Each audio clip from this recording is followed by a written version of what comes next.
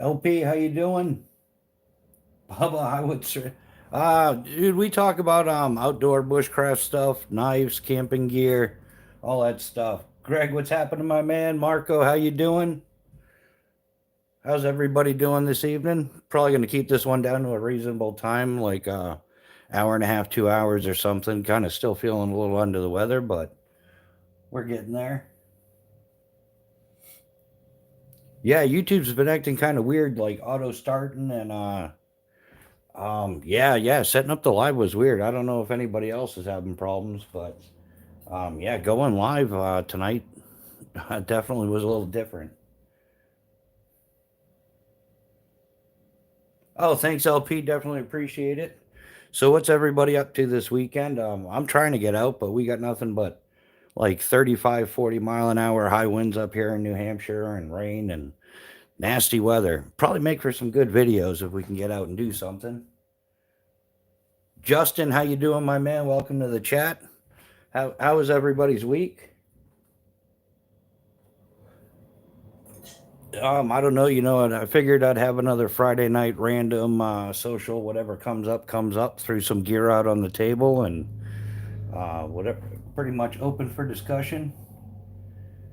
Yeah, Keith. Been having problems getting the lives going. Yeah, between the like auto start, they'll give you like a 3 second countdown and then start a live, and then it'll just abruptly end. So yeah, I don't know if it's my internet.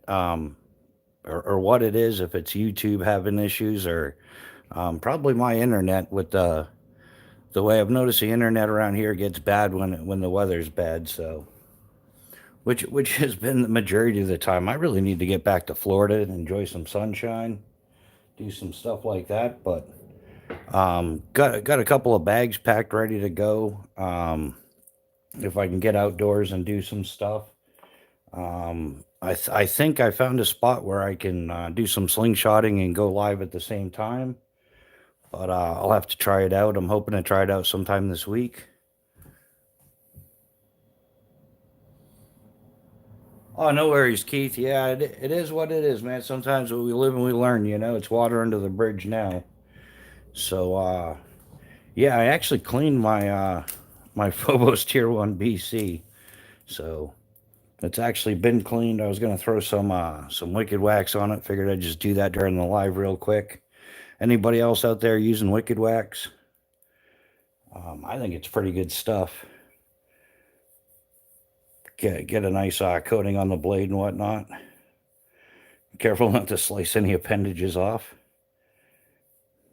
But yeah, it's definitely some pretty cool stuff.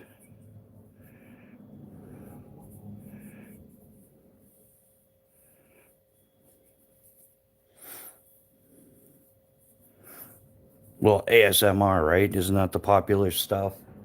Jorge, how you doing, my man? Welcome to the chat.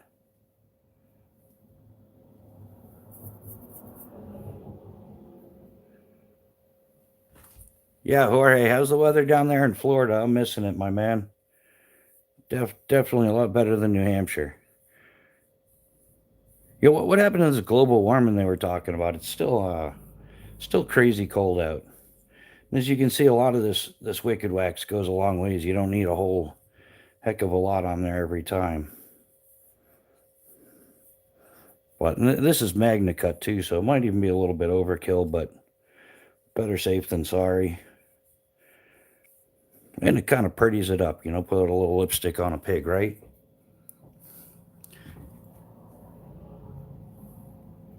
Yeah, Chaos. No worries, my man. Yeah, I had problems setting up the live chat, so that's probably part of the problem. It kept like I was trying to set up the live chat like hours ago so everybody would get a good notification. But then for some reason it even set it up the last time at like 7:09, which was weird. So I just kind of like wrote it out. But it would automatically start the live and then it would cancel it. It would do like the 3 second countdown, start the live, and then cancel it when I was trying to preset it.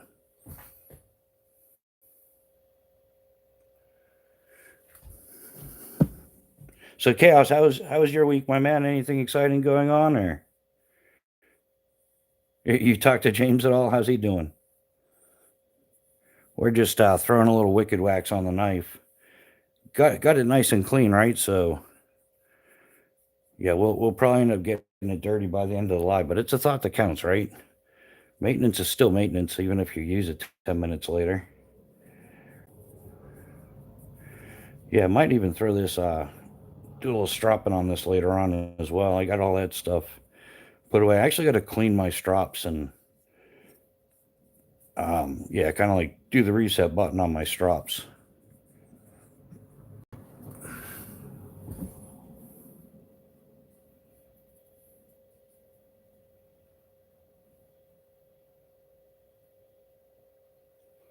The knife at the top right.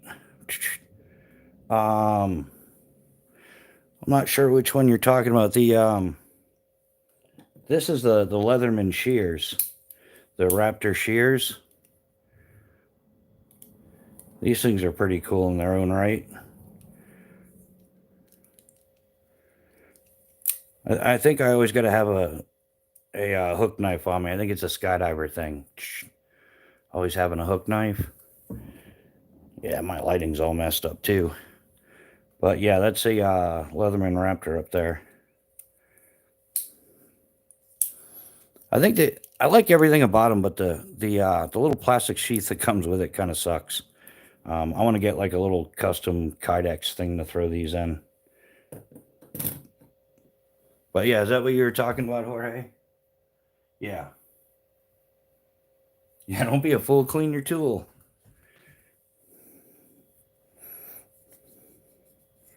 Yeah, so it really doesn't take much to do your entire knife. Just a little dab will do you, right?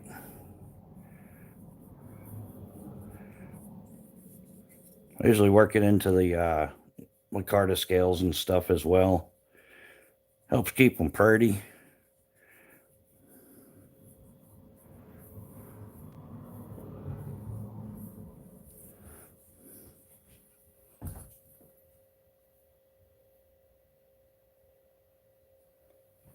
Yeah, I think yeah, a bag would be okay, but I want something that's you can throw on some molly or something and it'll lock in.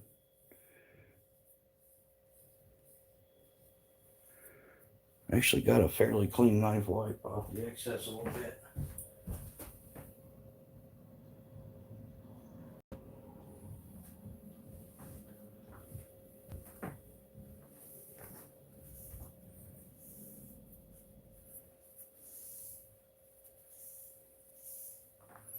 There we go.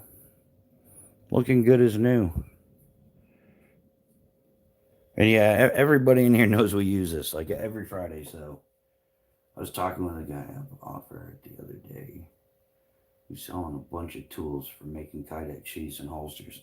Oh, Chaos, that's awesome, man. Yeah, I would I would totally want to yeah, you know that's a big thing I want to do is the Kydex. So yeah, we'll throw this right here for now. I'm actually going to do this whole thing up. Yeah, we always got the P38 hiding in the back there.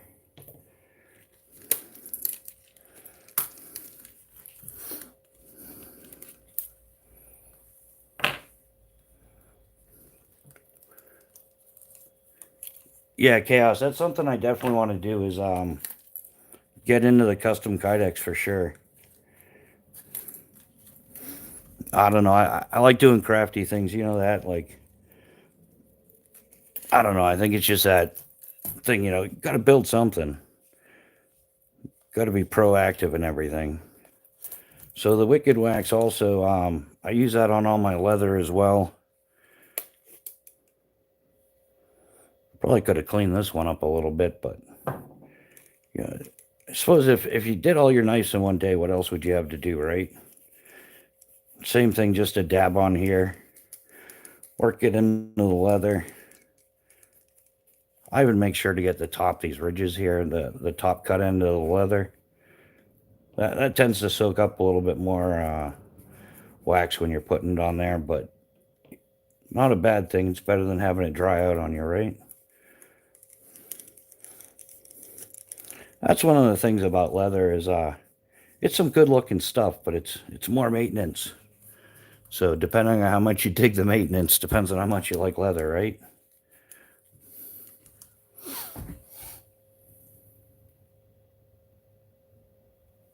Oh yeah, that would be awesome, Chaos. Let me know for sure. Um, yeah, I'm down with that. Building some kydex and whatnot. You know, there's going to be lots of piggyback kydex being made. I don't know why I've always done that. It's just a thing. Anybody else like the piggyback knives, or is that just And I actually, yeah, I have a scale now, so I should be weighing this stuff. Yeah, tighten that screw up a little bit. That's not going to do it.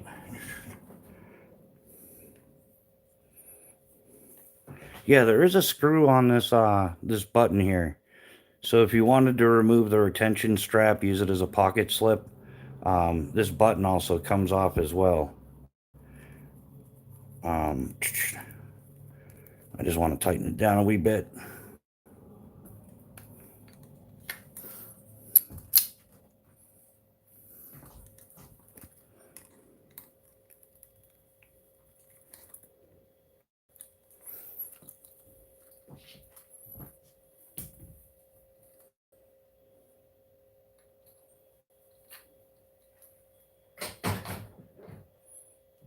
So whatever happened to all that global warming they were talking about? It's still getting down in like the 30s, the 40s up here in New Hampshire.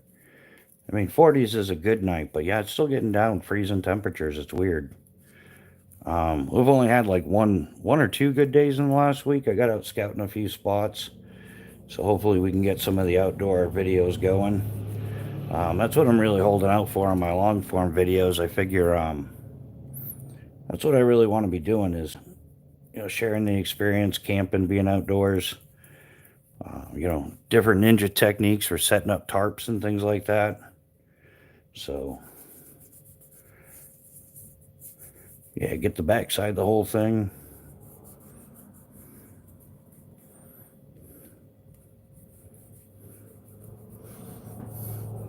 So anybody trying to get out this weekend? Got anything planned? Any hiking, camping, fishing?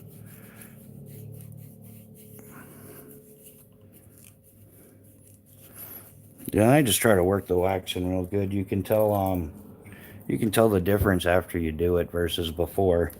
So definitely worth doing. Yeah, we'll get this one while we're here. And maintaining the leather stops it from drying out, cracking, all that good stuff. And yeah, if you maintain your leather, it'll definitely last you a long time.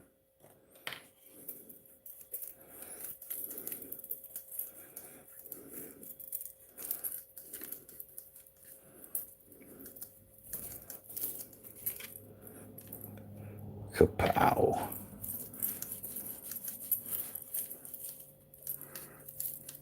Yeah, I'm still cleaning up all that soot from testing all those fire starters as well, but definitely worth it. Those are fun. Might even Martin Toledo, how you doing, man? Yeah, Martin, this is Wicked Wax. Here's a cover here, so you know what it looks like. And yeah, just Google it in. We don't have any of those fancy links or anything like that. We don't really do that here.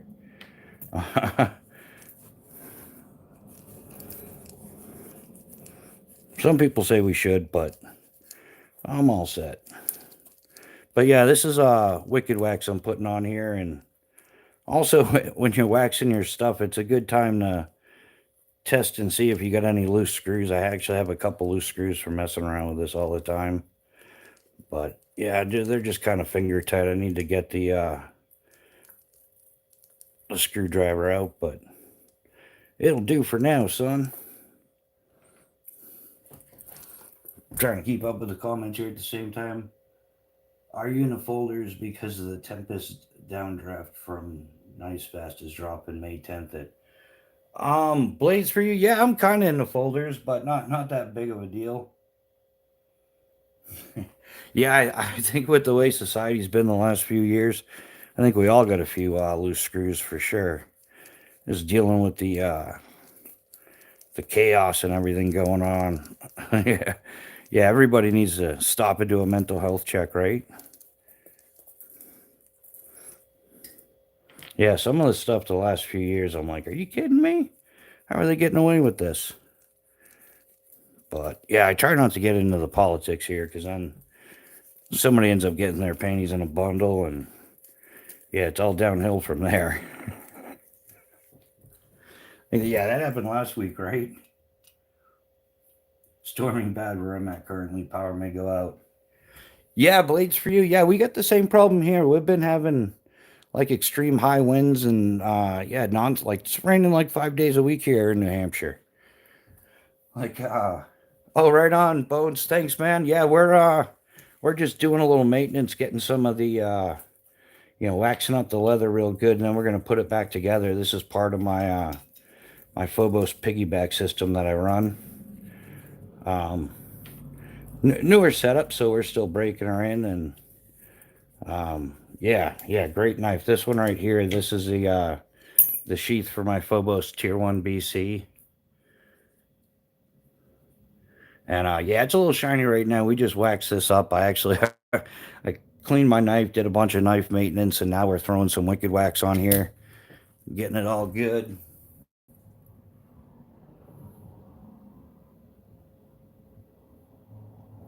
Oh yeah, yeah, I've been down that way, Georgia, Alabama, all that.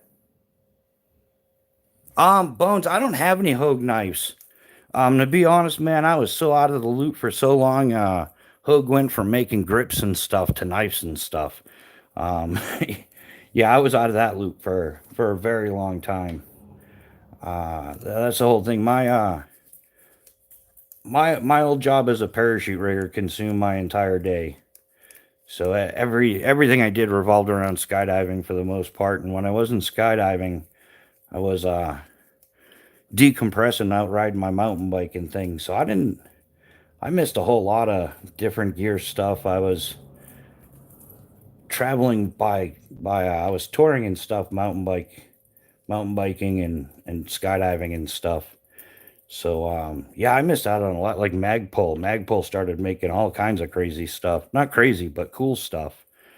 But yeah, there's like those DACA pouches that Magpul makes and stuff now. That's some pretty cool kit. I want to check those out, get my hands on them, see how good they are, how waterproof or water resistant they are.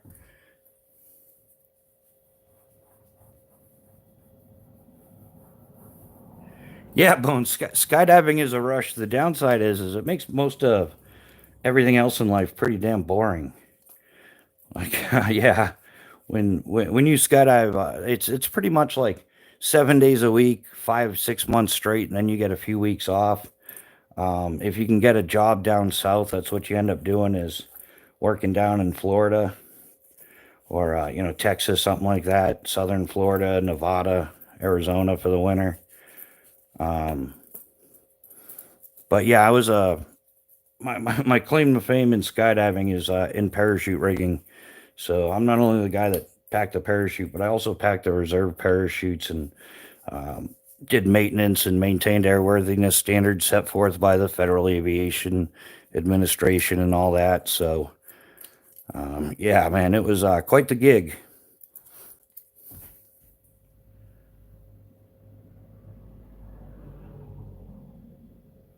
Oh yeah, yeah, I got a thing for speed too. And that kind of gets me in. That's one of the few things that's get me into trouble. That's why I shouldn't drive automobiles. I have a very poor concept of speed. So I end up screwing that one up pretty good. So yeah, that's pretty much it. We did the deed. So these were actually, as you can tell, they were scout carry straps, and one of them was up higher, and then the ferrocium rod notch was down below. But I moved the ferrocium rod notch up, and the other scout carry strap to the bottom, and I have them alternating. I don't know why I did that. It's like a rock climbing thing, like alternate the gates on the carabiner. And then this is just standard Phobos knives leather sheath for the Tier 1 Mini Mini. And I just run that through the belt loop on the back. So there's no fancy custom super bling bling here. This is just out of the box and mess with the configuration a little bit. But yeah, you just slide that through. It's so much easier when you're not trying to work around the camera, right? I've done this once or twice, I swear. What could possibly go wrong? There we go. So the first one went through that way, and then this one's going to go through the top over.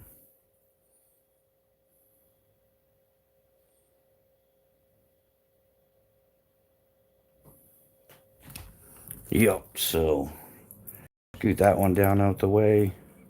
Yeah, I was just making sure I wasn't losing track of the comment section and babbling on forever, because, you know, sometimes it does happen. So, yeah, and then on the back side here, you just snap them in. Pow! You've got nice little piggyback. I slide it over. I carry left-handed, so I slide it over so the knife sheath goes along the front, and then the Olight i3T EOS goes on here. I would love to get a rechargeable version of this, the AAA version. And then standard Exotech fire rod, which is going to be upgraded to the... I should just put that on here. See if I can get it on here. Yeah, I actually like the Exotech fire rod XL better. See if I can stretch the leather a little bit here. Well, yeah, sure, that's going to fit.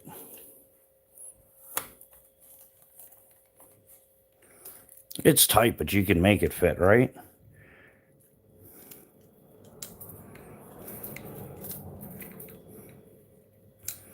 Yeah, I like that much better with the, I like the 1/2-inch ferro rod, especially with this setup. The Tier 1 BC's got that ferro rod notch.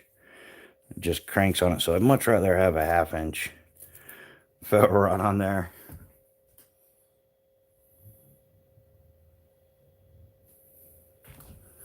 So, and at some point, I got to get another, a Tier 1 mini. I might as well throw some liquid wax on here. But I want to get the red G10 liners with the black scales like the Tier 1 BC and just kind of match those up. But the OD looks great on this once you get some wax on here, and you don't have to do it too often. It depends on how often you're using it and, you know, all that fancy stuff, right?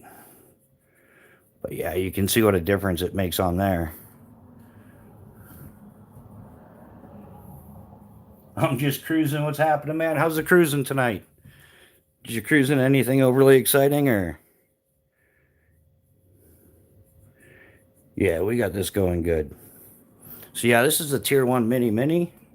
And the nice thing about Wicked Wax too, and using it on your blade, is it's 100% natural. So if you do use it on a food product, you don't have to worry about them issues like you do with you know, if you're treating your blade with WD-40 or something like that. I know a lot of people, I used to, so I'm not criticizing here. I used to use that stuff as well, to especially on some of the less expensive knives, trying to stop them from rusting and whatever. But yeah, that is one of the perks to the Wicked Wax, is yeah, it's 100% natural. You can even use this stuff as a lip balm.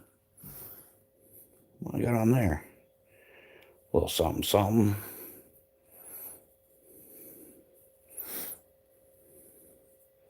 Try to work the wax as much as I can into the scales. Like the old parachute rigger said, a little maintenance goes a long ways, right, son?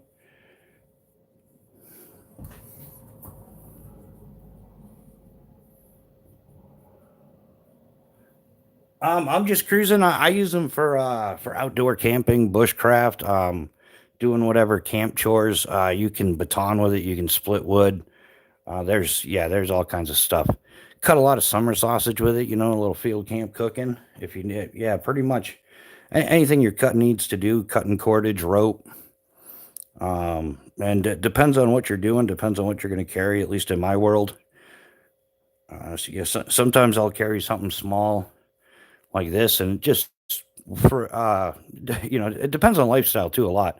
I reckon if you work in some office building or something, you're not going to use a knife very often. But in my world, I've done a lot of camping, bike touring, all kinds of hiking and backpacking, and I like I said, I worked in skydiving for years. I've also done a lot of rock climbing, so I always carry a good knife with me rock climbing, especially after watching 127 hours. Right, the last thing I want to do is be chopping something off with a dull knife. So yeah, good reason to maintain your knives. So yeah, and, you could also use them fishing, hunting. So they cross over to a lot of outdoor activities. So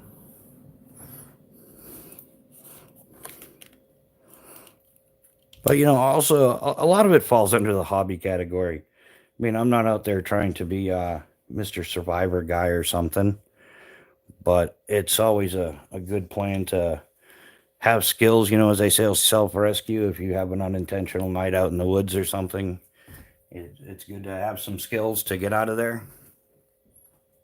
Or, to be comfortable if you're stuck in there for an extra day or something.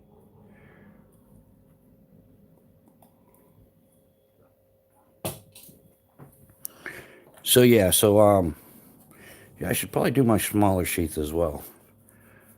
My other EDC knife. What's everybody carrying today? Anybody want to share their EDC? Anybody got any new gear? Some fancy little flicky knives or some sweet fixed blade or something? But yeah, so this is kind of the outdoor rig. You can start fires, do whatever you need to do with it. Probably. I think most people would agree that your knife is your centerpiece of your outdoor fieldcraft kit, whatever you want to call it, bushcraft, all that good stuff.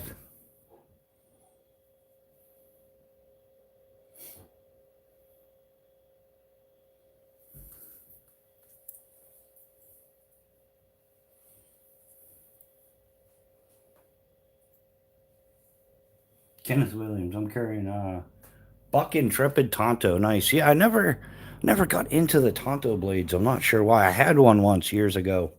I had a cold steel Tonto, one of the fancy ones there. And yeah, I never really used it. I ended up giving it to a buddy of mine. But yeah, custom JR knives, Bushcrafter. Blades for use carrying a Para 3 S35VN, Olight i3T EOS, Nipex Cobra, 125S Milwaukee Fastback. Yeah, that's sweet, man. How do you like those Nipex? I've had more than a few people tell me to give them a try. Yeah, the Cobra ones are like the 4 inch. Is that what you're carrying? Cobra 125. Yeah, that's it, right? They're like 4 inch or something.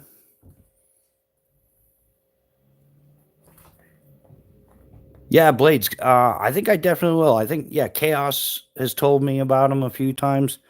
Yeah, there's been a few people that have talked to me about those, and yeah, because I mean I do have a Leatherman Surge. It's what I predominantly use, but I'm gonna look into those Nipex because I think they'd be great for the bike as well. You've got the 5 inch. Yeah, I think that would be great as part of a toolkit on a mountain bike, especially like bike touring. If you've got racks and aero bars and all that stuff, I think they come in handy. Chaos is carrying just a garbage Armstrong.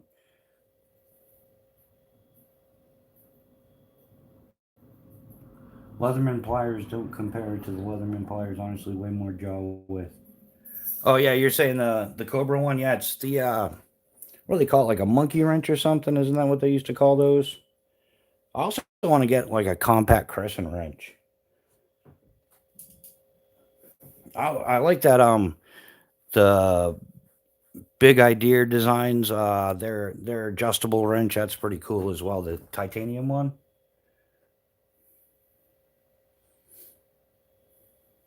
Water pump pliers. That's it. Yeah, you can grip a bolt and stand on them. Yeah, that's definitely the kind of stuff I'm looking for. I want to do that other sheath as well. Kapow, yeah. So this is my field kit mostly, the tier one BC with the tier one mini. But then I use the big brother, the tier one mini, as my typical EDC fixed blade. You can carry the mini as well, but I'd rather not EDC that because I like to leave it sharp for when I do go out and use it. So that is, yeah, I just put the cap on there. That was inefficient of me, right? I'm taking the cap off for the second time. Yeah, same thing. This has got the orange G10 liners with OD micarta scales and black PVD finish. And like I said, this is the FOBOS Tier 1 Mini. And these are all made in the USA as well. So, yeah, huge perk to that. Yeah, everybody's complaining about tariffs. Like, if you want to avoid the tariffs, just buy stuff made in the USA and we'll get US manufacturers back in the business making stuff. Like I've been all about that for years. Actually, I know my grandfather's the one that talked to me about it years ago about we need to start buying more U.S. products. But it seemed like as the years went on over the last like 30 years or so, it's actually gotten more difficult to find USA made products. And then as we're finding out too, some of the companies that are out there saying they're making their stuff in the USA or France or whatever, especially those big designer companies, they're all making it in China. So yeah, yeah, all those big high end designer people were making their stuff in China. The Ninja Warrior Challenge one. A guy grips sheets of metal with one hand in each hand and climbs like monkey bars. Yeah. Hi, I'm looking for a multi-purpose knife for long distance traveling around the world. Any suggestions? Yeah, man. There's tons and tons of. I don't know, man. That if you're traveling around the world, you would want to get something small, compact, lightweight, because you're gonna want to try to minimize the weight in each category of your kit to max, like diversify your gear. And it depends on are you traveling by bus and automobile, or are you traveling by foot and hiking, or so. Yeah, that's a tough one, man. I mean, we all have our favorite knives. My advice I always give everybody is, just avoid the cheap stuff. Get something of quality. And it's based on your experience level as well. Like they say, the more you know, the less you carry, or the less you have to carry. Snap-on's now ripping off the Cobra pliers. Yeah, that makes sense. That's sounds like something Snap-on would do, right? There's another one. I think that's Snap-on's another one where the price exceeds the quality. Like you're paying a lot more for the name than you are for the actual product. And I think that if most people knew the real numbers of what they were investing into, I don't think that they would. You find out that Snap-on is selling you I don't know, a ratchet set or something for, $800 to find out it only costs $60 to make or something. The rest of it is all Gucci name. Yeah, what do they call it? Like diminishing return? Like when like when the craftsmanship and the quality of the materials, the cost of the materials hits a certain point where it just can't be topped. And then anything priced after that is just, you're paying for the name, for the label, Gucci gear. I think that's what a lot of people call it. The designer haversack bag. Imagine buying a haversack for $36,000. Like I guess some of those designer handbags and stuff go for $40,000, $60,000, $20,000. It's just a little bag. Like how much? I mean, damn, even if you're making the hardware out of solid gold, you're still not hitting $60,000 for a few snaps and whatnot. Is Gerber good quality? I don't think Gerber is good quality. Um, I haven't had good luck. Like it used to be good. Like I had some Gerber stuff back in the '90s, the LMF, the BMF. I had their the little flick open multi tool, the Gerber Gator folding knife, and I also had like a Mark II, Gerber Mark II, which that's straight up like a combat style knife or whatever. But yeah, I don't think that modern Gerber is very good. And the other problem is they're in that price range where I know like they get knocked off a lot. Like there's a lot of clones or copies or whatever out there that are even worse than the real thing. Mostly a lot with the strong arm. There's a lot of that. Like even Amazon and Walmart has sold yeah, bad Gerbers, like knockoffs. And I suppose, it depends on what you're doing with it. If it's going to sit in a closet in a bug out bag and never get used, I reckon it really doesn't matter much. But I've found that when you really try to use, like I've gone through a lot of SOGs as well. I've talked about that here on the channel. Some of those SOG seal knives, which I doubt seals are really carrying those things. Um, but I've broken a few of those trying to baton.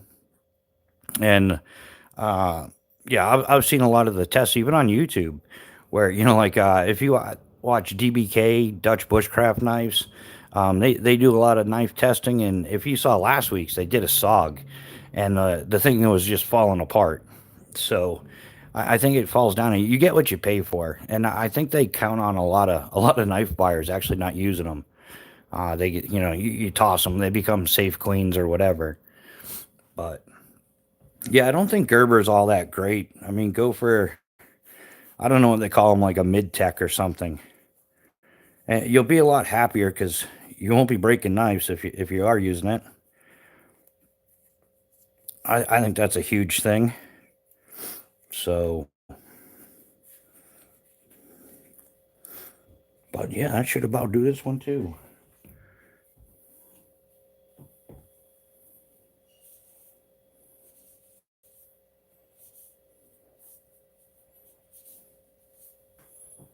Well, there we go. It's not perfect, but it's better than what it was. I only have my strong arm because it's a first generation. And it was $30 at a yard sale, brand new. Yeah, yeah, chaos. I know that. Yeah, the thing about the strong arm is they came out at $30. They got popular. Then they jacked them up to like $80 or $90, which made it like a highly clonable thing because at that price range, there's still tons of people willing to buy a knife at like under $100 for a large fixed blade like that. So they were knocking them off, making clones and just really really crappy secondhand whatever knockoffs. So you didn't know what you were buying. That's kind of what destroyed that knife. It's like when a certain breed of dog gets popular and all the backyard breeders overbreed it and turn it stupid. That's kind of what happened to the strong arm. So yeah, it kind of was a good knife, and then they jacked the price up, and then yeah, they started making too many, and quality control went down. And like I said, at that price range, that's a perfect knife to knock off. So I looked at a Gerber the other day and it said "Made in China." I was surprised, and that sucks. Oh, Fidel's Nature Adventures. Yeah, those they've been made in China for a while now. Like yeah, oh, what is it? Like 90,000 like manufacturers from the United States have moved to China. So a lot of stuff that used to get made in the U.S. is now made in China, and along with it, the quality control and everything went down. So, but yeah, I'm a huge supporter of trying to buy stuff made in the USA. Like Phobos Knives is made in the USA. It's disabled veteran owned. It's owned by Eric Hansen. He's a 22-year veteran of the U.S. Army. He was in 18 Delta, which is Special Forces medic, and he's now the owner, the designer of Phobos Knives for operators by operators. So yeah, I love supporting like USA made knives. In fact, I got involved with Phobos Knives back in 2019. A lot of the guys here know this, but for the new peoples, so years before I started YouTube, Phobos Knives was what I was using. So I didn't. Yeah, I'll never sell it on YouTube. It's come as a bit of a challenge because I turned down all those Chinese knife offers. Oh, show our knife and post a link and we'll give you 2.5% or whatever with that crap. Like, yeah, I don't represent any of those made in China brands. and at least not knowingly. Most of what I use, like Exotac, is out of Georgia. I was just talking about Phobos Knives. He's out of Tennessee. I just finally got some cool digging tools from Predator Tools. They're out of New Jersey. I got to talk to them. The owner's George Leshy and his wife Pam run it. So classic mom and pop shop over there at Predator Tools.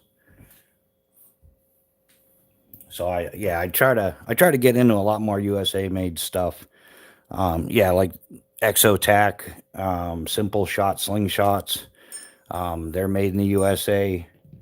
I even make sure to use like Atwood rope. I don't buy some cheap Chinese paracord, especially being a parachute rigger. Yeah, I could never go through the humiliation of using aftermarket import paracord. So, yeah, I use Atwood rope manufacturing. They make some pretty good stuff. Everything from like microline 550 cord, 750, 275. They make some rope, repelling rope as well. Yachting or boating. I shouldn't say yachting. I don't know too much about that, but yeah. So yeah, I try to focus mostly on USA made stuff. I even got this Yoyito fishing reel. It's a pocket fishing reel. The guy Yoyito, it's like a milled aluminum version of a Cuban yo-yo reel, but like pocket sized. And he's right down outside of like Ocala, Florida, like around the Ocala National Forest area.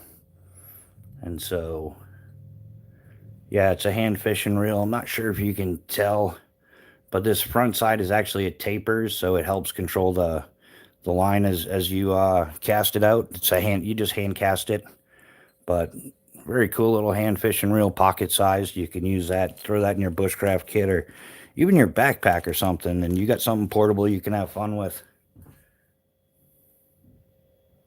Oh yeah, oh Justin, you're out of Ocala. Yeah, I've been down that way a bunch. In fact, I did tons of camping out in the Ocala National Forest. I was working at Skydive DeLand, Florida, which is like it's like 15 minutes west of Daytona. 10-15 minutes drive or so west of Daytona Beach. Papa Rhino, what's happening, my man? How you doing tonight? Welcome to the chat.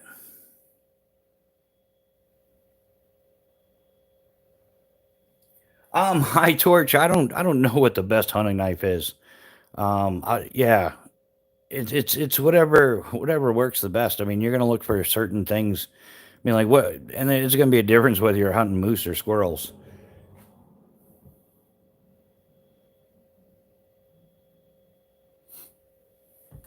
Yeah, Papa Rhino, how was your week, my man? You keeping busy or? Actually, yeah. Oh, the missus goes on vacation officially today, so she has the week off. So,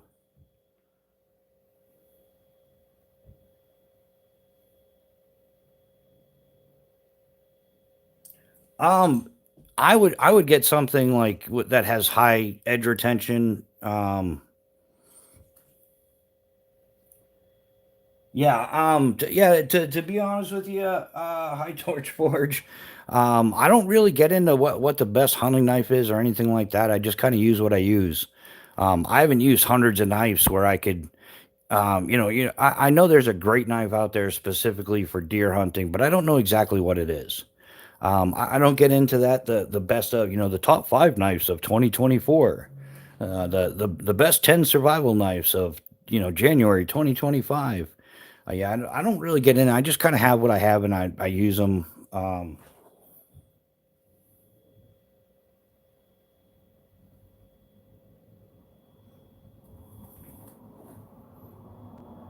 Israel, you spam and spaghettios, man. That's the way to go. That's like some 1980s camping food for you. I think I'm gonna do a special camping with that. Like, yeah, spam and spaghettios. Gourmet camping food from the 80s.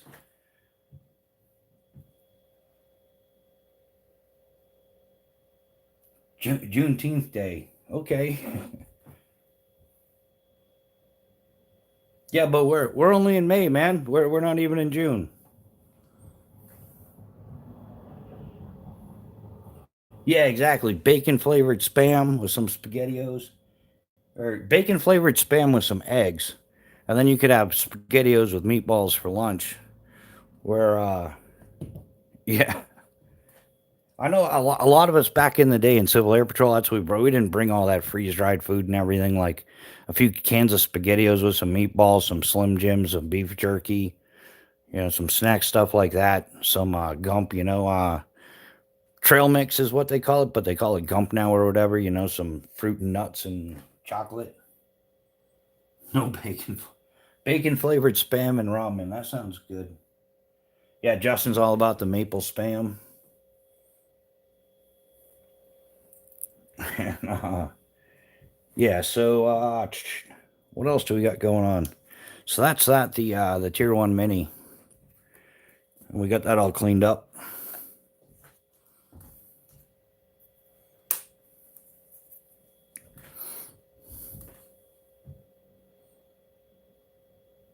Yeah, I think there's a few different companies I'm still looking into, but yeah, the I gotta get the long form videos going and get some content out there. It's just been tough lately. The weather's been horrible, and also location is an issue. So still trying to look on looking for a great location I can use regularly. So that's what we got going with that. And yeah, the kit from Yoyito, it's got the case. It comes with some assorted hardware, hooks, weights, things like that. I think there's even, there's a couple of swivels in there, so for rigging it up. Then you just got to find yourself some bait. But yeah, I'm gonna look into a little bit more with these guys. There's another company out there that I want to. He's always sold out though.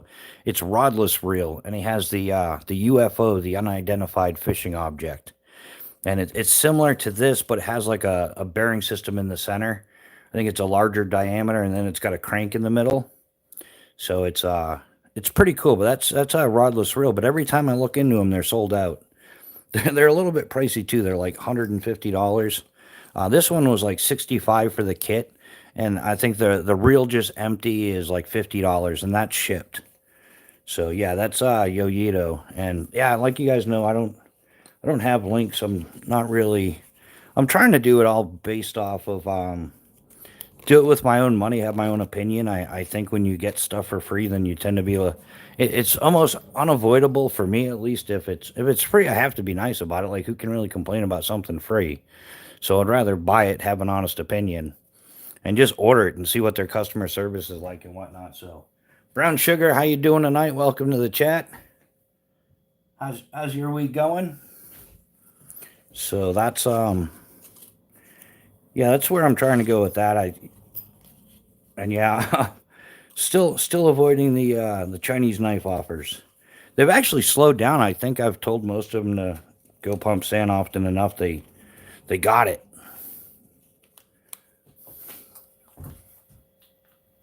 Oh, going good. That's awesome. Any new flicky knives or anything like that this week, Brown Sugar? Or anybody else? I know some people are on the weekly when it comes to picking up their knives and whatnot. Oh, I'm making a mess out of this. I'll be the first guy in history that got a bird's nest putting the thing in the case. Like, you had one job to do, my man. I do got a couple loose lines there, but it'll find it. The zipper will keep it in place. What could possibly go wrong?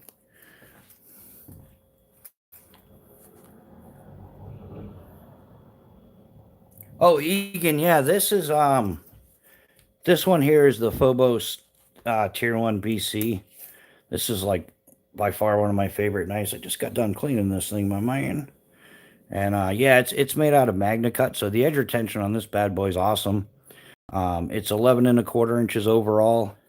Has a sweet little ferrocium rod notch there, which really is a game changer for throwing some sparks with your ferro rod. It'll take up to a 1/2 inch ferro rod, and I highly recommend a 1/2 inch ferro rod with it.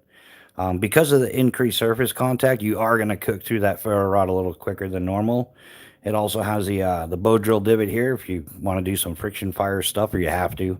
I don't think anybody does it because they want to. They do it because they have to, except for maybe some YouTubers are jamming out with it. But yeah, that's the primary knife there. And then on the front is the Phobos Tier 1 Mini Mini. And this one's in CPM 154 CM steel, so it'll be a little bit easier to sharpen. And it's got about a 3.5-inch blade, and that's what I got piggybacked on the front there. Kapow! And then I've got a i3T EOS on the side here for a backup light, and this is the Exotac Ferro Rod XL here on the side. And that's kind of like my primary off the pavement, never leave home without it kind of knife. And yeah, I never leave home without it. It actually goes in my backpack. I've showed people how that works, because there's people like, there's no way you carry that everywhere. Well, I do. So, sorry.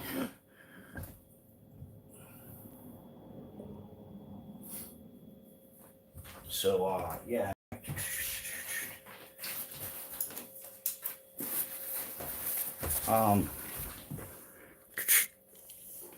This is the backpack that I usually carry. Well, I mountain bike, so this goes everywhere. And there's pockets on either side here on the top. So if you want to, it's a gray bag too, so it's definitely a gray man carry. This entire setup fits normally where you would put your bicycle pump and whatnot. But I don't see the point in keeping a bicycle pump in my backpack. I keep that on the bike because I would need it with the bike. So, yeah, and that's how I EDC that entire setup. And in this pocket, I usually put my multi-tool, things like that.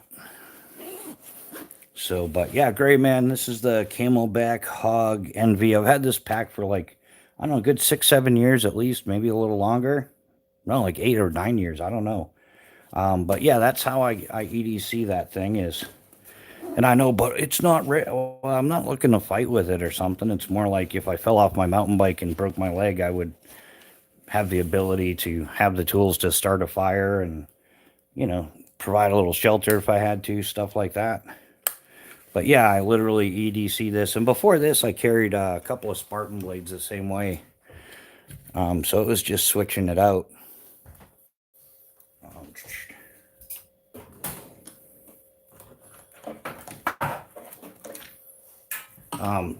This is a Spartan blade setup I used to carry prior to that, my Phobos knife setup.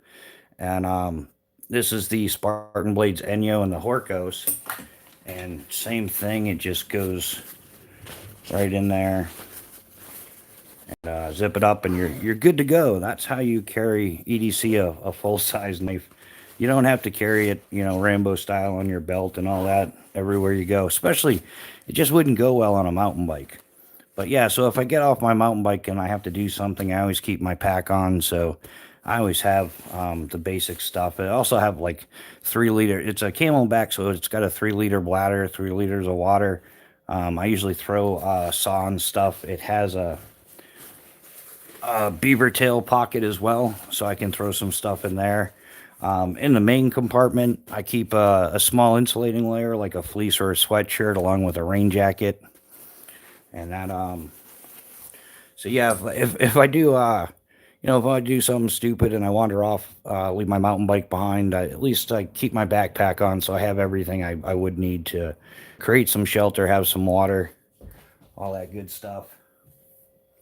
Yeah, Rich, I was actually selling the Spartan blades, but yeah, I've got the Enyo, the Horkos, and the Frike, which is what I used to carry all the time.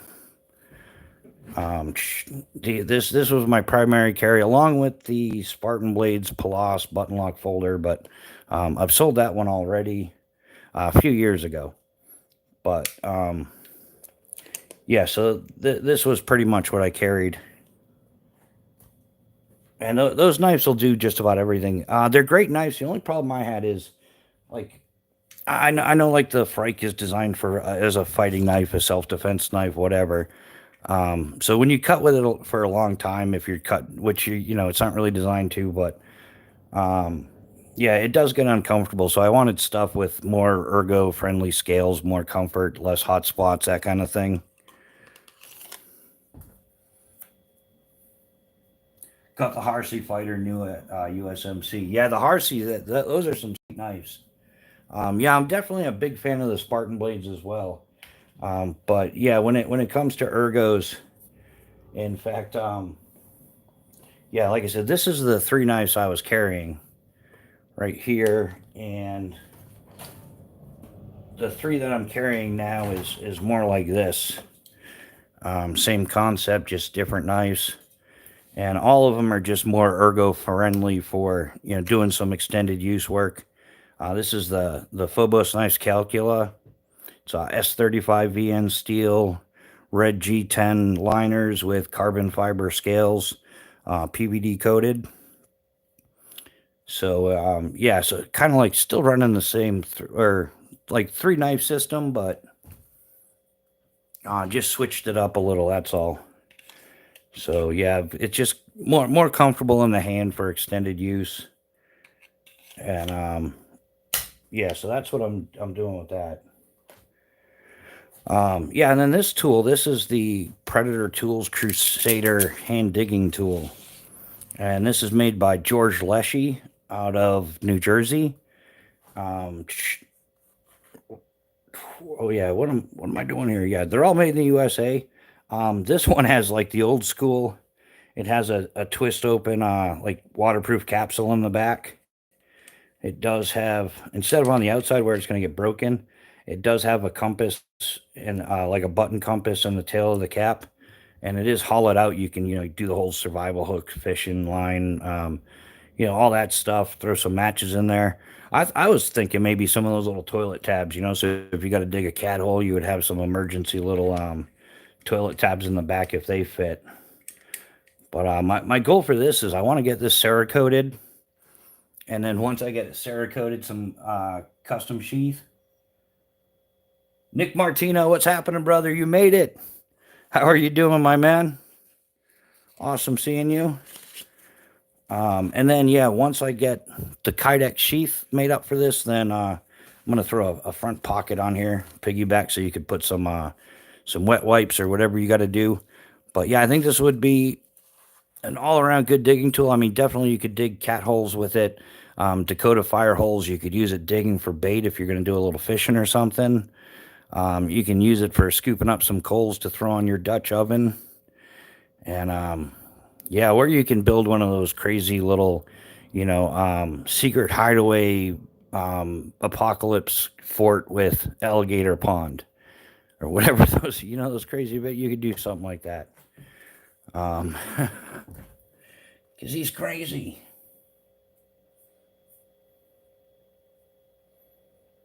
So, yeah, so this is actually a hand digging tool. This is, like I said, the Crusader made by Predator Tools.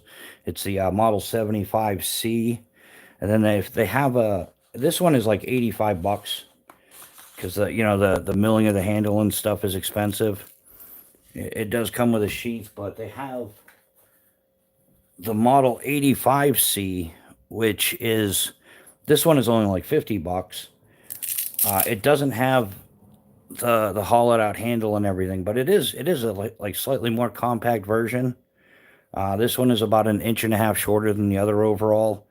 Yeah, this one's only like $50. But yeah, this is the same thing. George, if you get a chance to give them a call at Predator Tools, if you decide to order something like this, yeah, George Leshy does all the work. He makes all the tools. He's been making these things for over 30 years. His wife does a lot of the other work. Her name's Pam. So yeah, George Leshy and Pam over at Predator Tools. Really cool people. I got to talk to them. Yeah, great made in the USA product. All of them are stamped. We'll see if we can get it on it. It's USAPredatorTools.com.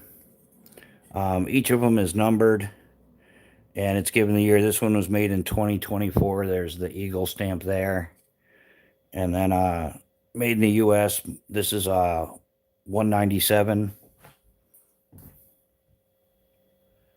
Hide your wives, James is here. James, what's happening, brother, man? How you doing? Welcome to the chat, James. You keeping busy, brother? Yes. And you could use this for poking stuff if you had to. It's, I don't know, but yeah, same thing. I think the digging tool is overlooked. Everybody always talks about the trifecta bushcraft and stuff, and they get into, oh, you got to have a knife, you got to have a saw, and you got to have an axe. And then if you're buying, quality axe, like you've got your Granfors Brooks Wildlife Hatchet. My favorite saw is the Silky Gomboy 240. And then you've got your knives, but then like which one of these do I really want to be digging with? None of them. So none of them are real. Well, this one is, but you guys know what I'm saying with the knives of the saw and the hatchet. But not a lot of people get into the digging tools. Alex Depper, what's happening, man? Yeah, I guess that's the way you want to put it, Rich. No, I don't really see it that way. There's stuff that's a lot more expensive out there. But yeah, I mean, yeah, I don't know, dude. You get what you pay for. Ironically, I've broke every $100 knife I've ever owned, pretty much. And anytime I spend and get a quality knife, they tend to hold up really well. So I'm gonna keep rolling with that. Kelly Weaver, how you doing? Welcome to the chat. You dig with your knife or your axe. You're absolutely putting a noose edge on it after. Yeah, exactly, Nick. And that's why yeah, I had to clean up the edge something fierce on my Spartan Blades Horkos at one point because yeah, I had to dig a hole. Um but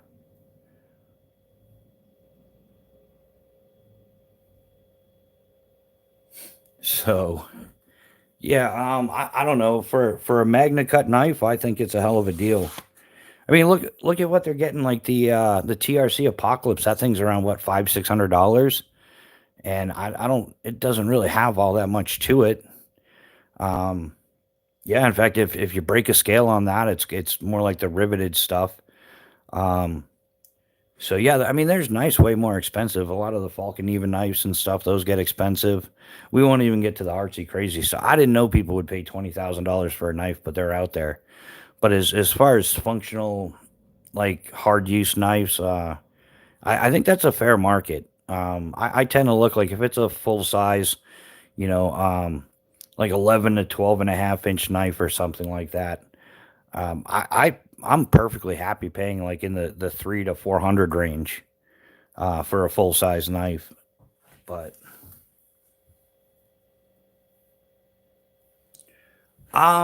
Nick, this is Heliocon Tech. This is their Navtel pouch. It'll fit a smaller phone in here. But yeah, it's Heliocon Tech, the same people that make like the Swagman roll and stuff. I use it. This is a Kodiak something 10,000 mAh battery bank, fits right in here along with a couple of cables and stuff.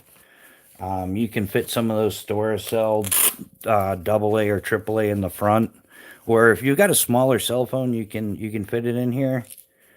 Yeah, it's a sweet little pouch. Multiple mounting options. You can do Molly. It's also got all the cross straps, so you could put it around a strap or something. So it's got Molly in that. It does have one row of Molly, and I think when depending on what you've got in it, with one row, it tends to flop around a bit. I think this would have been perfect if they did a double row of Molly, so it wouldn't kind of like, you know what I mean? It like pivots on this one. But other than that, it's a great pouch.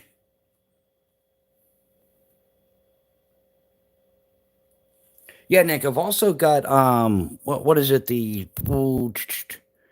a cool pouch. I'll have to take that one out next week. I've got another Heliocon pouch that yeah, it's sweet, but yeah, a good boo-boo kit or something. You could throw a couple of Ziploc bags in there with some of that stuff. Yeah, some Band-Aids, some yeah, triple antibiotic ointment or something. But what I want to do is where's my other sheath?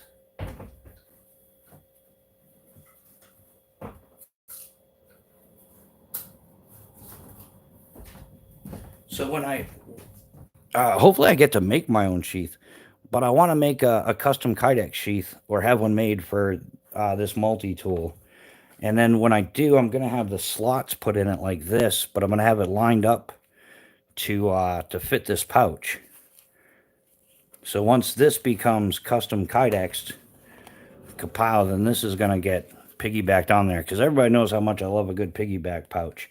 And then this will be cool too. They're actually on Amazon. I got to find someplace else to buy it besides Amazon. But they do have these little shit kits that come. It's called a shit kit. You can look that up on Amazon. Um, but yeah, it comes with all, like some wet wipes and some stuff you would need for, because it's a shit kit. It has everything you need for when you got to do that. Or, you could just throw some wet wipes in there, some little single serving wet wipes, maybe a couple tubes of those, what are they called? Those little toilet paper tabs. The Canadian Prepper was flaunting those things. You could throw some little washcloths in there, those like compressed washcloths and stuff. So you could also use it. You could use this to put your fire starting kit because you could easily use this digging tool for Dakota fire holes. So if that's going to be a part of your game plan, you could, match it up. But yeah, definitely. I think a digging tool is way too often overlooked. And once I get off the tabletop, Predator Tools has some awesome, like some camp size shovels that are, fixed and everything. So you don't have to worry about things falling apart on you. Real men wipe with pine cones.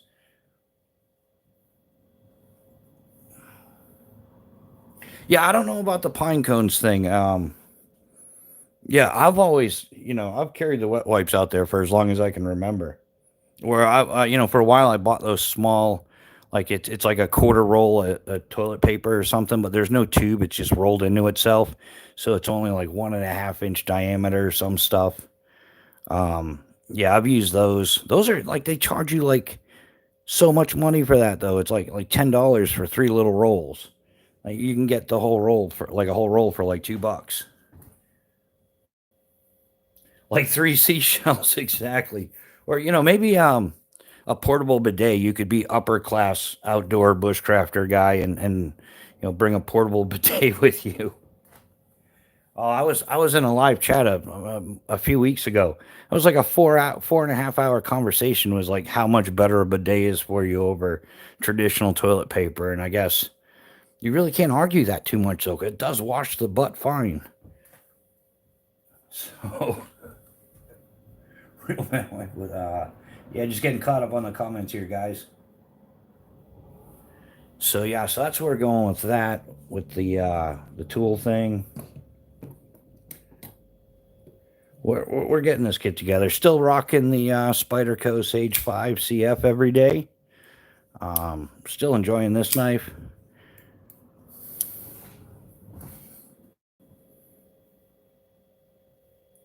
Yeah, camping just use a super soaker, right? That would yeah, you might and then you could get like a a Y fork, hammer that into the ground to rest it on, and then have like a little a 10 stake or something behind it with some 550 cord going from the trigger around the 10 stake, and then you gotta pull the cord. Well, I wonder how many views that would get. Improvising a bidet with a super soaker well in the field. I like nice burlap for wiping. Pat, how you doing, my man? Welcome to the chat. How's your week, brother?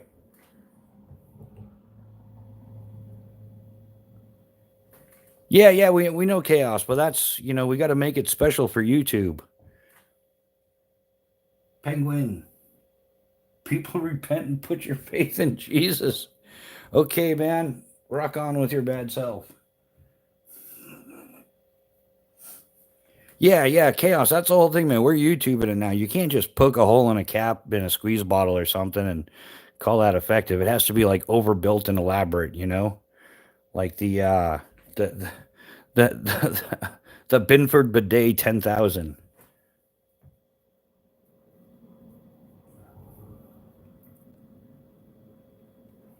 Like that would be awesome, right? I bet you there's somebody out there already. They've already got it rigged up to a solar panel and a little electric water pump or something with a solar panel, and it's probably yours for 4 easy payments of $49.95. But wait, there's more. If you order now, you'll not only get this custom field bidet, but you'll get a portable pocket bidet as well, just in case. If you travel too far from camp and still need a bidet. The gravity-fed German-engineered bidet. Oh, Nick, my week was pretty good, man. It's actually awesome. Yeah, I've been doing some research, researching a lot of different things for the channel. Unfortunately, the weather here has been horrific. We either getting like 35, 40 mile an hour winds, or it's raining out. And then there was one day it actually hit like 82 out of nowhere. So I just went outside, wandered around, and got almost nothing done other than like a good some fresh air outdoors. Yeah, still doing what we can to progress the channel, and we're looking for a spot. I guess we're gonna put some time aside this week. The missus has the week off; she's on vacation, so we're gonna do some looking around for some outdoor places to do some more channel stuff. So hopefully that'll open up some windows and expand the channel. Yeah, the BMW butt scrubber 5000. Yeah, you can't go wrong with German engineering.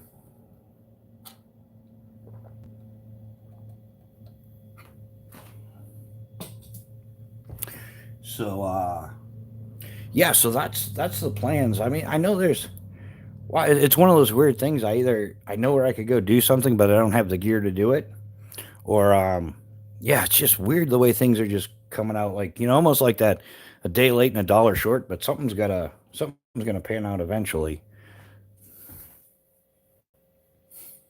So yeah, just getting caught up on the comments, guys. So we'll have some more stuff going. Um yeah, I really want to get to the outdoor portions. That's where the real fun's at. I mean, I love the indoor stuff. These live chats are awesome. Like they've definitely helped the channel out hugely. But I'm sure you guys want to see some outdoor action as well.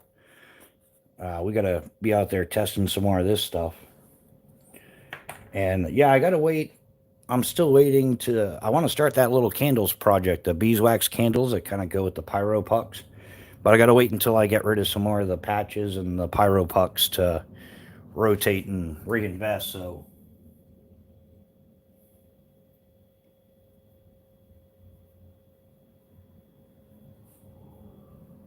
yeah, I'll have to check that out, Chaos.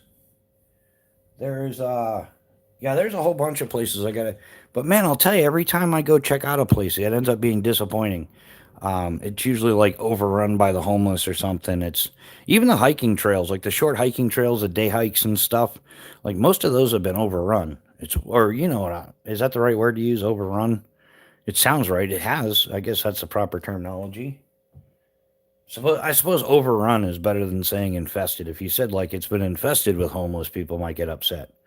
But overrun, I think, is okay. Um,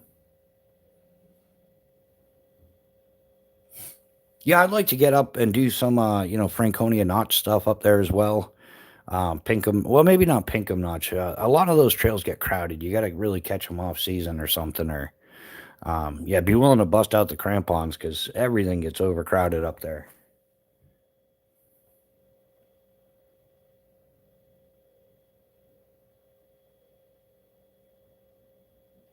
Yeah, Nick, that's what I'd like to find a well, after I make $1 million or something, the way the economy's going. But yeah, I'd like to find a nice little house with some property. So yeah, Mrs. Bushcraft can have the house. I'll go out in the backyard and do my thing. Oh yeah, everything's gotten insane expensive, like especially in New Hampshire. Like they let things get out of control here. Like I said, our rent went from like 1,200 a month up to 2,550, like in the course of a couple years. So yeah, it's bad. Yeah, yeah, Nick, because even I mean, like even when I go out and use public property or whatever, you're still not allowed to build temporary structures. Like you're not supposed to be out there building lean-tos and little bushcraft forts and stuff like that. The fines are pretty hefty, and I'm not interested in paying crazy fines. Yeah, New York's not the best place for land prices. I'm in Florida myself. Land here is super. Yeah, chaos. And the crazy thing is, though, is back 2017, 2018, I was looking into some property down in Florida, and yeah, the prices just got insane. So yeah, I was on the market at one point looking to settle down, and yeah, the prices from like 2018 to what they are now is the same thing as around here. Like real estate, everybody was moving down there because Florida was one of the few states where the governor wasn't being a Richard Cranium about, stupid Chinese aids. They weren't running around telling everybody to put their face diapers on. So, yeah, a lot of people ended up moving to Florida during that time frame, and yeah, it drove the market through the roof.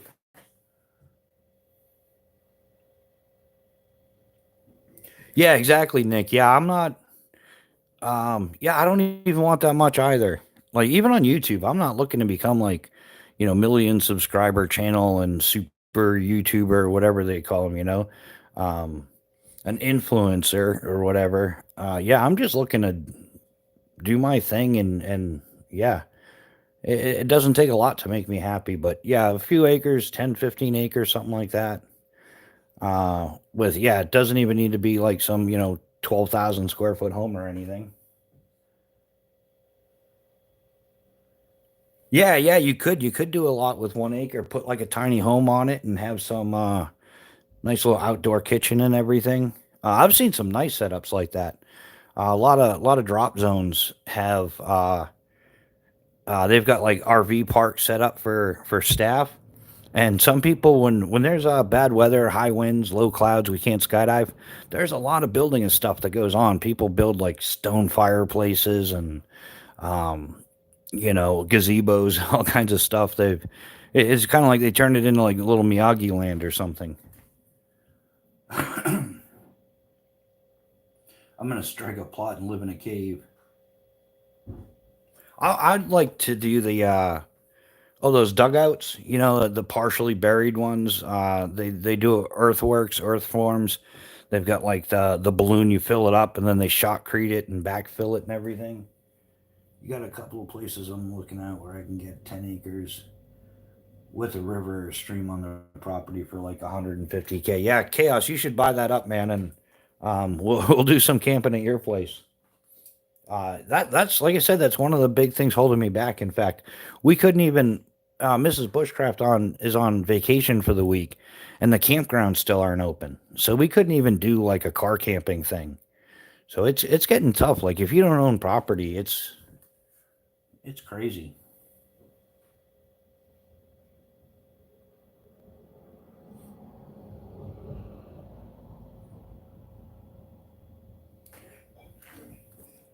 Yeah. So Nick, how are you doing, my man? Did you any fancy new knives or anything this week, or anything planned? You getting out at all? I know is Pat still in here? B&A. Wonder if he's gotten any news about the Sage 6 yet.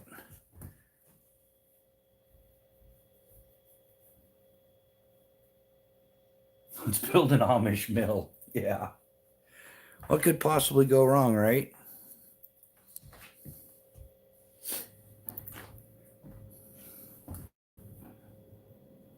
Oh, the Sage 6 is out. Did you get your hands on one, Pat? What do you think? Yeah, I'm still happy with the Sage 5. But yeah, I'm just curious about that. I'd like to see one.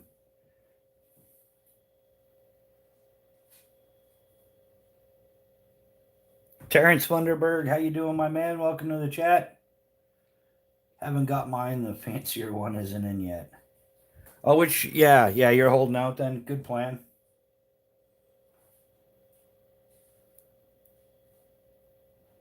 Glad you're a Marvel guy and not a DC boy.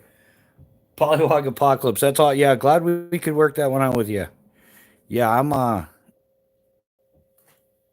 I don't even remember where I got this. I think this was a gift or something.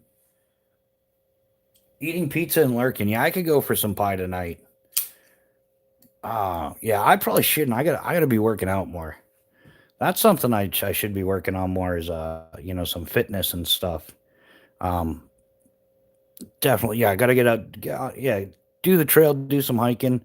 Anybody ever use that TRX system? I've got one. I'm gonna start like nailing that. See how that works out.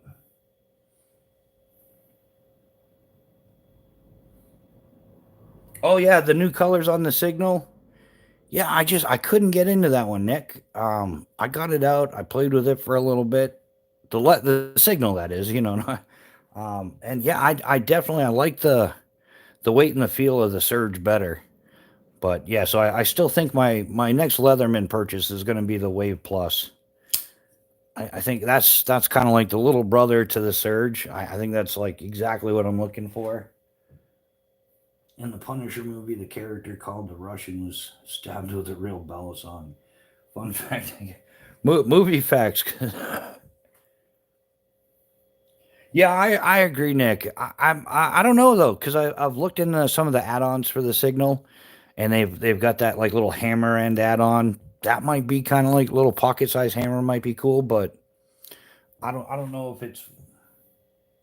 Yeah, I do. Yeah, the OD green, especially with the topo blade. Yeah, that's definitely a sweet look on the Leatherman. The OD in black with the topo blade. And they have the other one, the smaller, the Skeletal you can get in OD in black as well. That would be a nice, sweet little pair. Yeah, Chaos Theory. I saw a Slingshot that was it was OD and flat dark earth like stack G10 and then all milled out. Yeah, polywog, mine as well. Like I love the OD green. And in fact, I want everything to match so much. Once I get a few more things, I solidify my kit a bit more. It's all going to go down to Burkle Cerakote and get we all match. Look how yeah, uniformity. That'll be cool. I might even try to do like a little OD and flat dark earth like the combo thing. I think that might be pretty stylish. But yeah, OD green, and in fact, I even like any Olight fans. I'm not a huge fan of Olight, but they have I think it's the Warrior Pro now, and they've got that in like almost like a Cerakote type of finish. OD green. Yeah, Papa Rhino, exactly. Mine as well. But yeah, that new OD green that they've Olight has is sweet. I did a stupid little thing. That movie. Oh, I can't even think of the name of the movie, but yeah, it was all OD and black stuff. Yeah, it was like 17 pieces of flare. Yeah, that's just the minimum. Of course, you want more.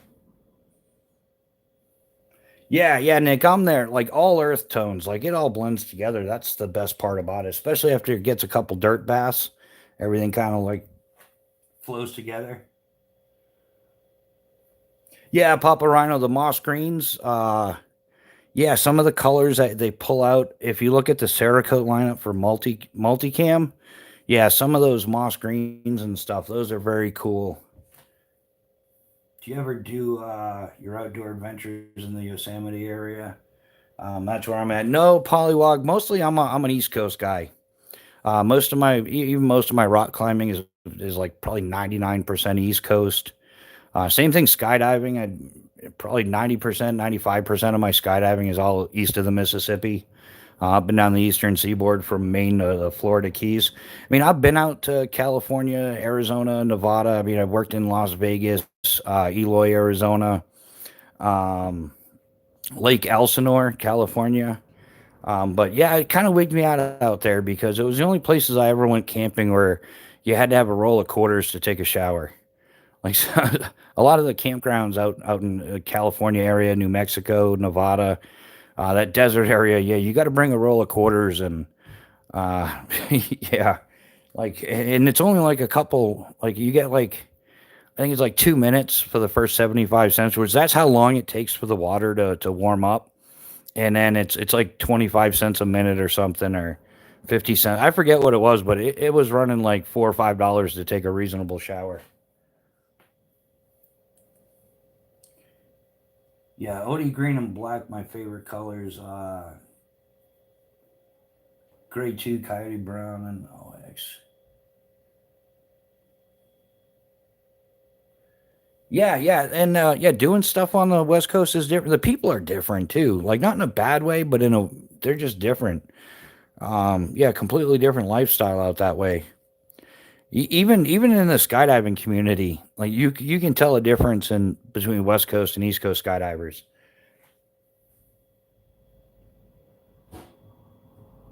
Yeah, whatever, Shay Clone. I don't know what that has to do with what we're talking about, but hope you have a happy Hanukkah too.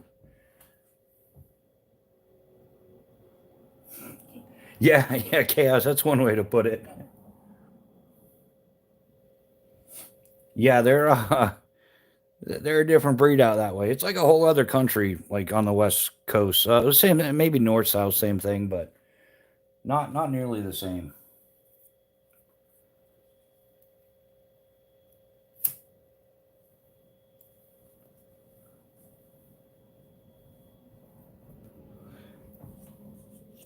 Yeah, I do like the black OD is my favorite.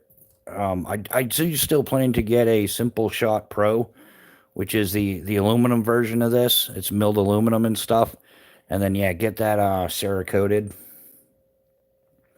Yeah, I think the whole thing is going to be like OD and black. That's what I'm going to get the Kydex done up as well.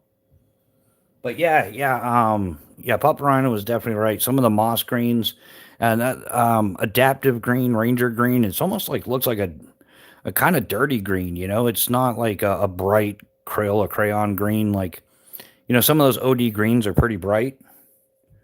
Um, I don't have a good example of it, unfortunately.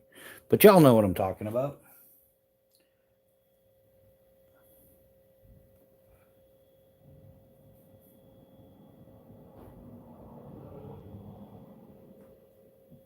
Yeah, they've done something with the economy out there.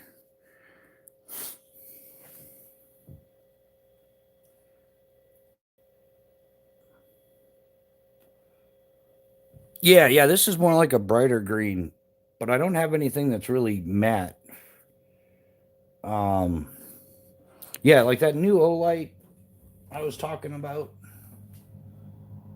Yeah, unfortunately, I've got nothing really going. Yeah, this might be a bit of a OD moss green.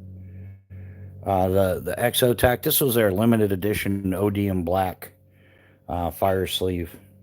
They usually come in like black, orange, and black, or like glow in the dark and black or something.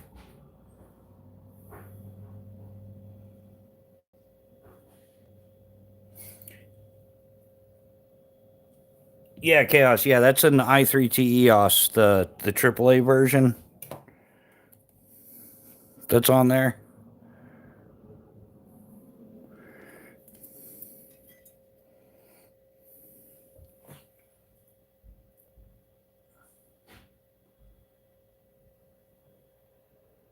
Yeah, I've got the i5T. Is that what you were saying, Nick? Yeah, yeah, I've got one of those as well. The i5T EOS. I'd like to get an i5R, the rechargeable with the 14500 batteries.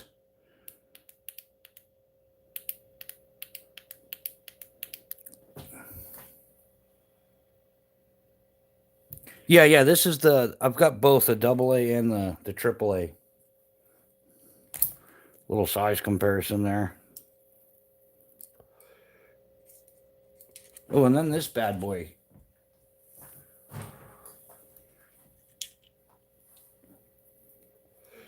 What's this little one called? The i3 Runt or something. The keychain light. I'd like to get a couple more of these because instead of having to wait the recharge time, yeah, you just switch out the AAA battery.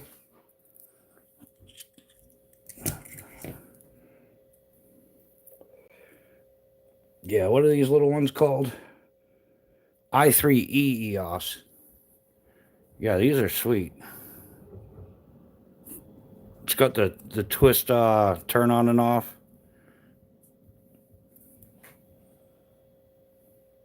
Tweakers can't knife fight. Tweakers can't really do anything other than tweak. Tweaking's what tweakers do. But yeah, I like this one because, like I said, yeah, you don't sit around for the charge time, and yeah, you can just switch the battery out. No messing around. And if you're throwing like the Energizer lithium batteries, yeah, it weighs nothing. Just about all of them are though, but whoops, yeah, that stacked up pretty quick. That downside to magnets, right? I do have a Coyote Brown Warrior Mini 2. But yeah, usually OD is what I go with.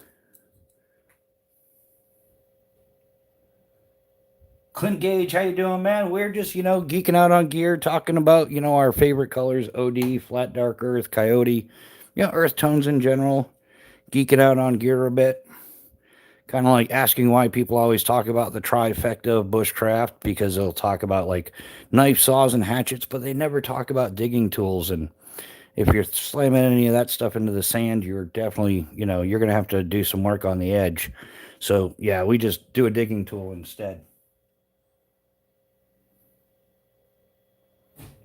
Yeah, I'm still fine tuning everything. I'm kind of like just man. I was about to turn 50, and I don't know. A few years ago, I decided I was just going to start building a kit, like just buy once, cry once, kind of one and done.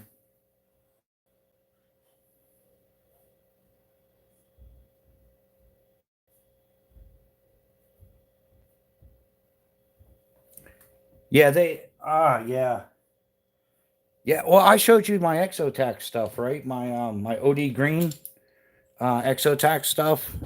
For those that haven't seen it, this is OD green. It looks more like lime green, but yeah, Exotac did a poo-poo job on some of their anodizing, and the stuff came out like so different from their normal OD green that it's lime green. Yeah, when you're paying $70 for a lighter and it comes in a crap color.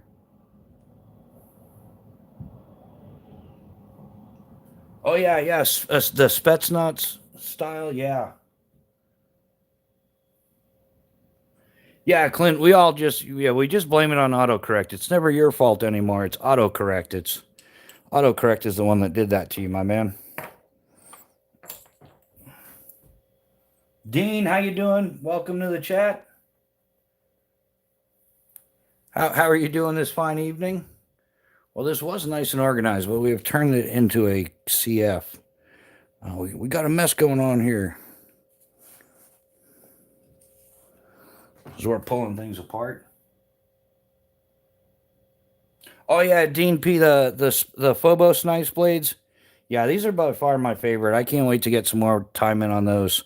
I mean, I use something every week for sure. Almost every day, I try to like get the knives going. Yeah, it got hot here way too fast. Yeah, it's. I wish it would here. Yeah, we had a couple of warm days, but mostly we've had like just whoops, back to amateur hour.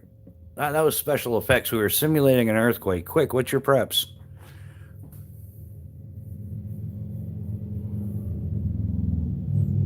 Yeah, yeah, Dean. I think that yeah, I'm with you with the kitted sheaths. But man, some of these guys just go overboard to the point it's like, what? How does that even function? And it's a snag hazard. You're gonna every vine that you walk past is gonna like magnetically go to that. Yeah, it was snowing a month ago, and now it's 82 here today. Yeah, yeah. I'm wondering sometimes like what happened to global warming. Like I noticed that the trees are blooming later this year. Like they just started blooming like a week ago, less than a week ago. They just started getting some good sized leaves. Yeah, less is more. I think a flashlight, a ferrocium rod, especially, if you've got a knife that can strike it, then yeah, definitely throw a ferro rod on there if that's a method you like to use, and then throw a small backup light and compile. What more do you? But and I also I usually throw a P38 can opener in the back as well. Like you should never leave home without at least two P38s, maybe, or if you only got one P38, back it up with have a P51 as a primary. All right, Polywog, take care, man. Be safe. We'll catch you a little bit later. Yeah, I think I'm down to about 10. I had a bunch more, but I tend to give them to people. Like people that don't, especially the younger generation. Some of them, they have no clue what they are. But yeah, I always keep one on there. I always have one on my keychain, and I usually with the one on the back, I'll find some place where I can slot it where it'll stay nice and tight.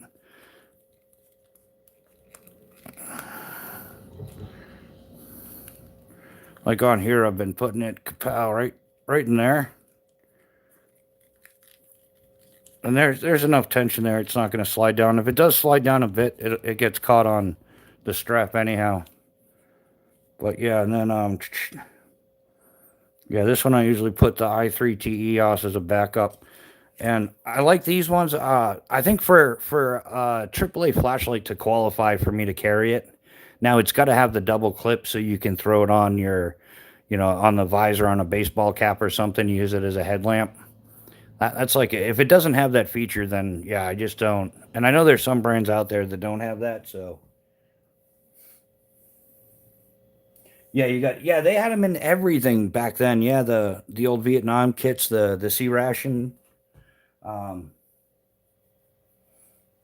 But yeah, they can be a little bit. I don't know. I don't think they're a pain to use. Once you get it down, like it's all in the wrist, man. It's you're a smooth operator. It's going to go swimmingly. But yeah, that's another way to avoid using your knife for stupid stuff. Like yeah, don't cut a tin can open with your knife if you don't have to. Just carry a P38, and you avoid that issue.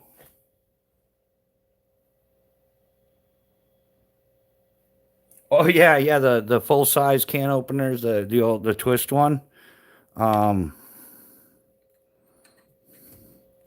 On says of me. There we go. But yeah, I think this is plenty enough. I mean, if you wanted to, you could carry the smaller ferro rod, but I do like the Exotac XL rod better, the 1/2 inch. So yeah, that's gonna be out partying with us for sure this year. Will a knife open a can? Yes, but that doesn't mean you should. Exactly, Nick. Yeah, you absolutely can. And I won't lie, I have done it, and I've had friends that have done it, especially back in the day, like Civil Air Patrol. We would do like our monthly camping trip, and for some reason, people would just not bring a can opener. That's when I really got into the P38s, though.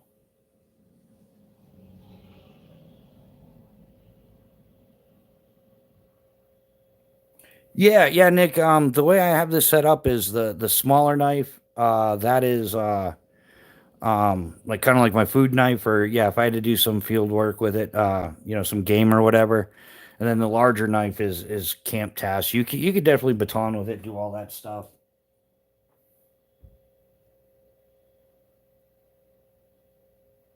Yeah, my sawzall can open a can too. Exactly, Pat. Doesn't mean it's gonna do great, but it's gonna get the job done. Buck 110 isn't a can opener. I like, hey man, if you want to open cans with your knife, you can. That's to each their own. But um, Hoggy, how you doing, my man? Welcome to the chat. It's a good way to remind the edge of.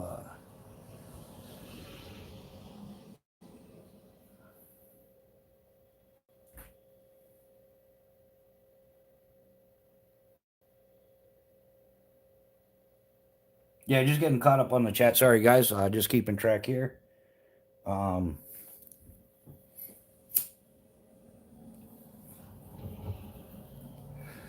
but yeah, I've definitely been looking for the right tool for the right job. Is always hey, maybe we can get a P38 made out of titanium. That would make it insanely cool, wouldn't it?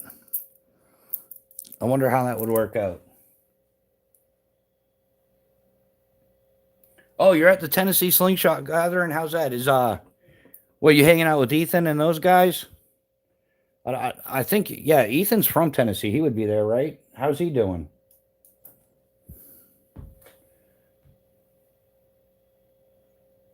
Yeah, who could we talk to about making a titanium P38?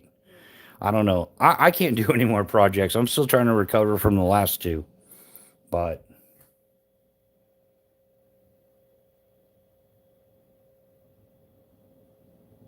I still want your rat. I want to get them Cerakoted, man.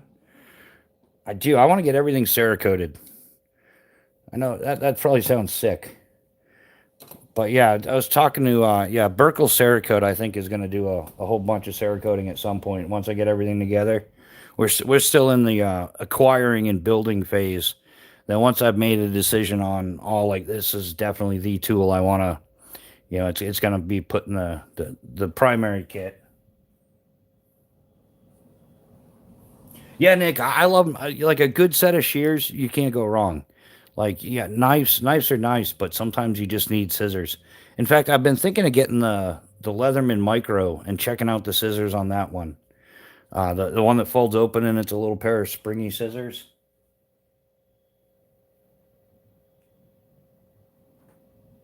Yeah, yeah, Dean. I've got a couple lists of things. Once I get my money in order of things to do for the channel. Yeah, it's gonna take a minute.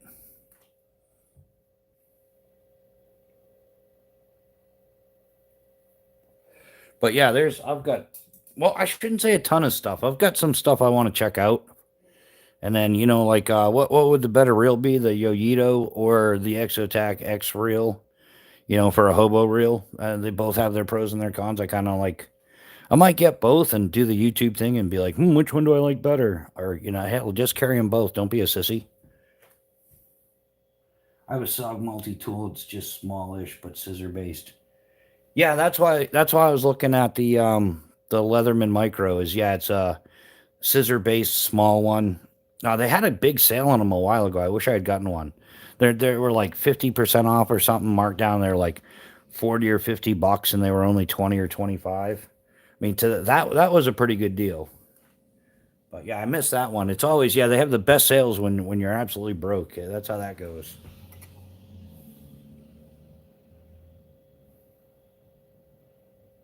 Yeah, Serico would be legit. Yeah, I think it's going to be a great project. Like, I think Burkle Cerakote's going to have a blast doing it, and yeah, I'm just going to send a whole bunch of stuff all at once. We've been talking about it here and there. It's going to take some time to put together because, Cerakote is not inexpensive, especially if you're trying to match out 15, 20 items or something.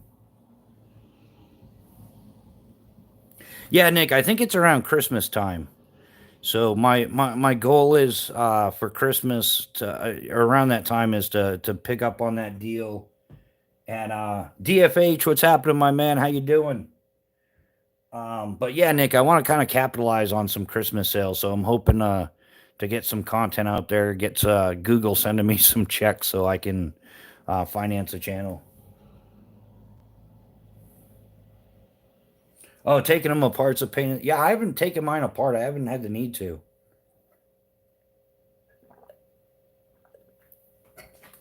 Um, yeah, I really haven't had the need to take it. Oh yeah, DFH man, I'm doing well, thanks. Yeah, we're just we're geeking out on some gear, having some fun, and yeah, and nothing was built overnight, so trying to embrace the journey.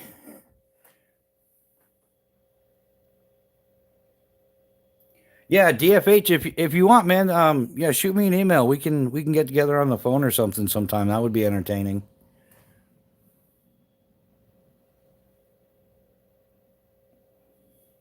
Yeah, there's a few other, like, yeah, I'm kind of waiting for the Simple Shot Scout LT2 Pro to go on sale as well. They're like $120, but yeah, their Christmas sale was banging. Some of their stuff was like 25, 40% off. They had like 50% off bands, um, and stuff. So I'm gonna probably, hopefully, stock up around Christmas time. We'll have a channel Christmas party. I want a spider Knox. What's a spider Knox? Pat, is that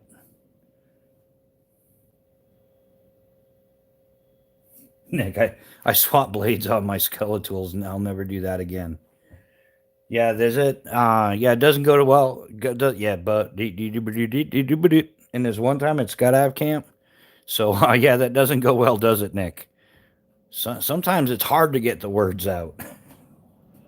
A Swiss Army knife modded with a small Spyderco blade. Yeah, Pat, that sounds awesome. Yeah, I've seen some of the Leathermans that are modded like that. Like they'll take the handle part to a signal or something, and they'll turn it into a folding pocket knife. Or they'll yeah, they'll mod those as well. But yeah, what type of Swiss Army knife does that go on? Like their Ranger model or something bigger?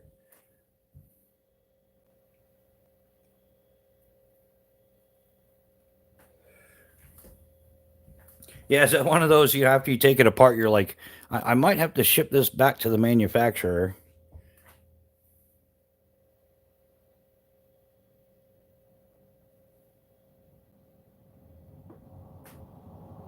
The 91 millimeter version.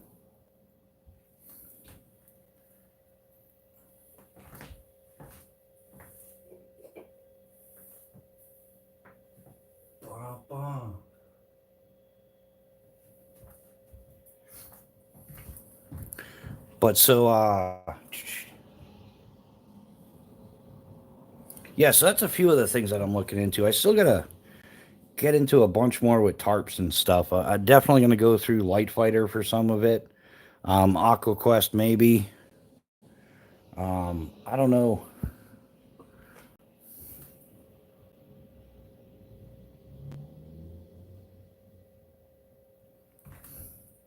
Yeah, that's so what else have we got going on? Just a whole bunch of that, I guess. We still have a bunch of the Troll Hunting Club patches and tabs if anybody's interested in these. Still, we got these. These are $20 a set shipped to you. And we've still got the pyro pucks, and there's six in a tin. This is something that the channel we all voted on. Yeah, I basically cooked out my lungs testing these over the course of like 2 months indoors. What an ass, right? I should like, and they wonder why women live longer than men. We'll just burn a bunch of stuff, and who knows? I'll probably end up doing it in 10 minutes. Now that we're talking about it, I gotta hit that ferro rod, man. Yeah, nothing more bushcrafty than hitting the ferro rod. But yeah, we're doing these two for $20 delivered as well. So trying to get the channel going with that stuff.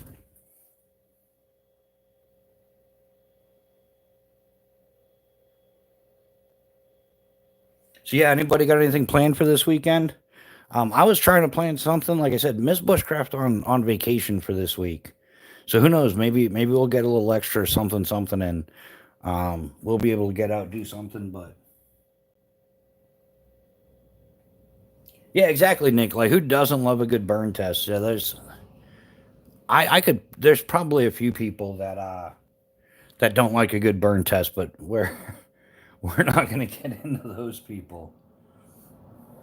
I tend to draw them in occasionally. I don't know what it is, but man, I'm not exactly Mr. Poetic all the time, and sometimes I just say the right thing, and people get all butthurt about it and start crying, and then one of the moderators has to boot them out. Like, pretty funny stuff. Yeah, I love that when people start telling you what to think and how you should think, and it's like okay. I try to like they do all that, oh well, as a YouTuber, you're an influencer. Nah, man, I'm just here talking crap. Like we're just talking about gear, like what I know. Like everybody knows, like get what makes you happy. But just the only advice I really try to give is stop buying cheap crap that falls apart. There's like some stuff out there. People aren't using it because when you use it, it breaks. When they're like, "Oh, I've had that for like 19 years and it's solid," it's probably been sitting in the box for 19 years. I don't know. You guys know what I'm saying, though. Yeah, here's a violin. Yeah, that one girl. Wow, yeah, and she was telling me how unhappy I was, but it's like, really, I think I'm in the happiest relationship of my entire life at this point. And yeah, we've been at it going on like, I don't know, almost 10 years or something.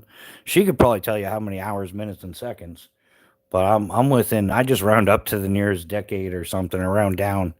Um, but yeah, I think that's good.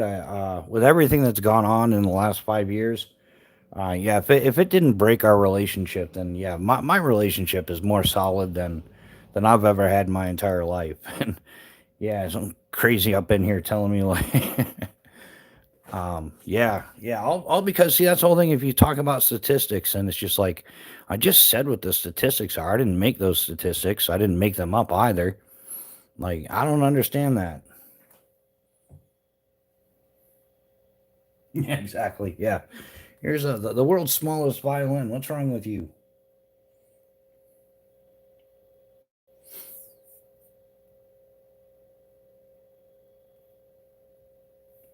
So, yep. So, anybody got anything planned for this weekend? Like I said, I'm hoping to get out and do something. I might just get out in the rain.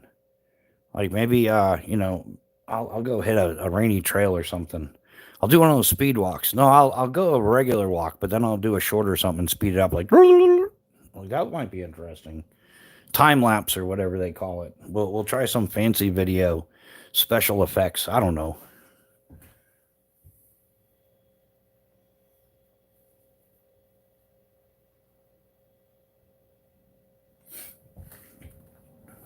So yeah, if anybody's interested in any of that stuff, just hit me up on Instagram or yeah, send me an email, bushcraftrebooted@gmail.com. And yeah, we're trying to move those. And instead of being another channel, like, hey, give me a super chat, man, or a smiley sticker or whatever the hell they call it. Like, yeah, we're just gonna make some stuff. Like I said, the next project is gonna be some beeswax candles. We'll try some different sizes. It's a common, bushcraft camping kit. You could, some of it even falls under prepping. Depends on what you're doing. Is like fire starters. You can use those for obviously your fireplace, your charcoal pit. Yeah, you can throw one in your haversack, in your bug out bag, in your inch bag, in your how many different bags they got now? I don't know. One of the other 5 bags that it's just the same thing. You could throw it in your canteen cup survival kit. It is going to be too big for your Altoids kit, though. I would not recommend it for the Super Altoid Survival Kit, but for many other purposes, yeah, fire starters are the bomb diggity.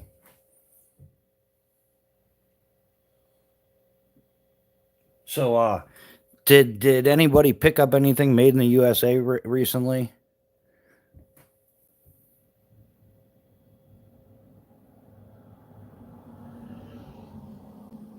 Yeah, Nick, that's why I don't have one anymore.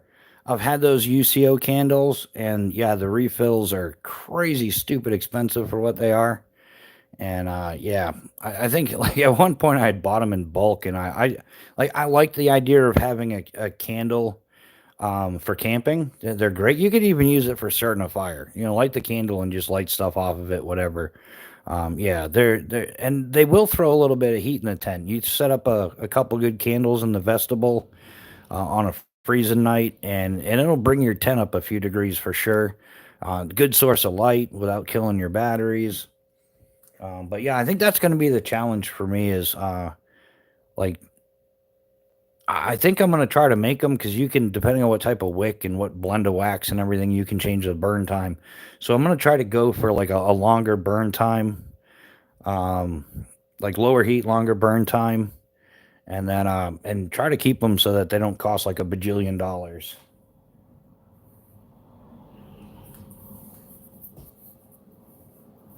So yeah, like I said, I've found some tins that are similar to this that I use for the pyro pucks. They're the black tin as well, but they're taller. So I'm gonna try to make some like that. Uh, and it'll have the same like lid style, so you can if you want to put it out, you could just throw it on there. So yeah, maybe make some smaller ones and some bigger ones. Like maybe I don't know. I'm still looking into it, but like I said, I gotta recoup some of the money. I still have a bunch of the patches.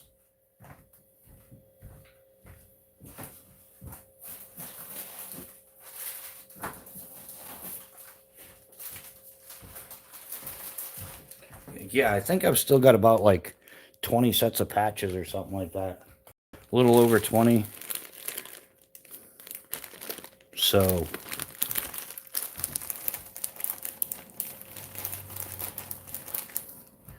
but I figured I took a little break from those for a couple weeks because I don't want to be trying to sell patches for the entire live chat. That just sucks. It's not very much fun for you guys. So yeah. And I think once I get a couple more products going, I'm gonna look into starting up an Etsy so people can just go there and get things. But yeah, until I get some stuff going, a little bit of backup inventory going, I'm just gonna continue doing them direct. Yeah, Nick, have you ever seen the UCO candle? Instead of just taking one candle, it's got three. It's got even like a little stovetop thing you could heat up water or whatever on top of it. and it's the same thing. It's like it's bigger. It takes like 3 candles. It collapses the same as a standard UCO one. And I do plan to get another UCO candle lantern though. I've always liked them, and I recently saw one. They have them in OD green, so OD green and black. You can't go wrong with that. But yeah, the candles definitely have a worthwhile place. I think especially like in cooler weather camping, they do emit a bit of heat to them.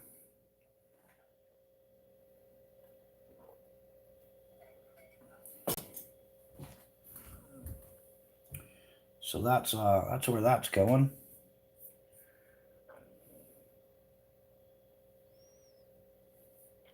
So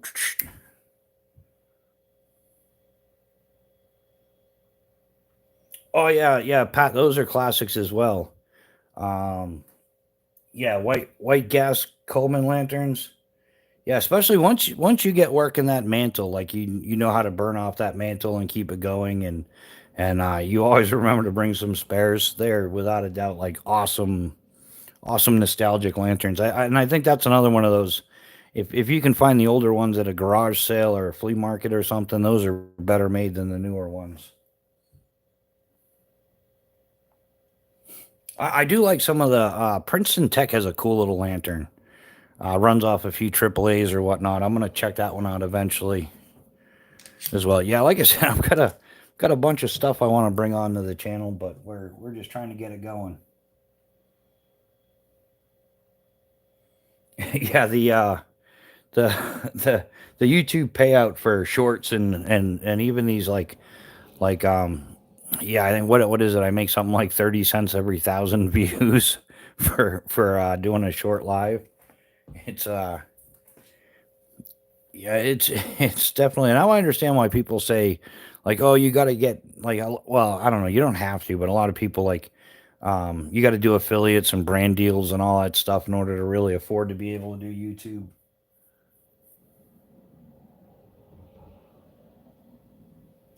Yeah, Nick, I'm sure there's got to be some kind of simple mold or something to make those. I think I've even seen YouTube videos on it. On people are like, alternatives to the UCO brand ones, especially if you get the beeswax ones. The like UCO candles are just insanely expensive.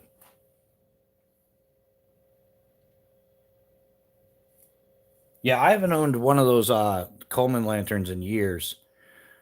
I'm not sure why either, but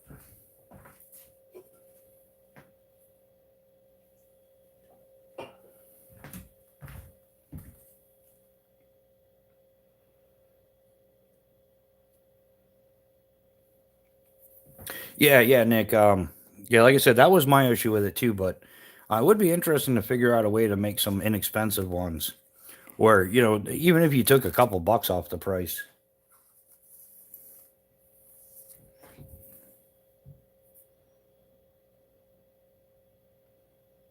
I have a red single mantle from the '50s. Looks amazing. Oh, yeah, that's got to look amazing, Pat.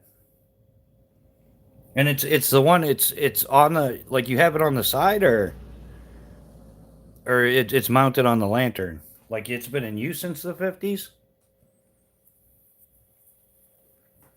Like that's pretty interesting.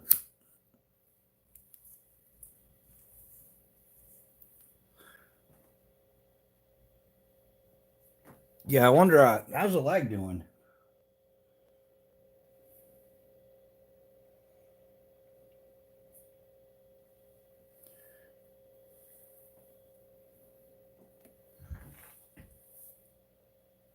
Kapow. So yeah, so that's some of it. Yeah, there's another small company I want to look into is Gear Spool. I've been checking out their stuff the last couple weeks, and that's something I might try to order sooner than later and get that on there. It's cool. You'll see it when I get it. Nice little. If you're down with some OCD organization in your kit, I think it's a great little addition. So that's something I'm looking into. Yeah, Gear Spool. Yeah, they make like little aluminum 2-inch spools, almost like the Rip spool, but without the additional 1-inch bottom. They're kind of like this. They got a cool little kit though. Yeah, they're kind of like the Exotac rip spool, just without.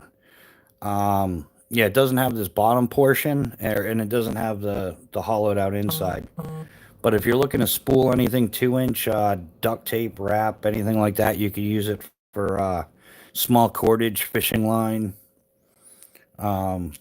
I was even thinking of setting one up with fishing, like a spare thing of fishing line for the reel. Sammy's in the house. Sammy, how you doing, my man? Welcome to the chat. How you doing this fine Friday night?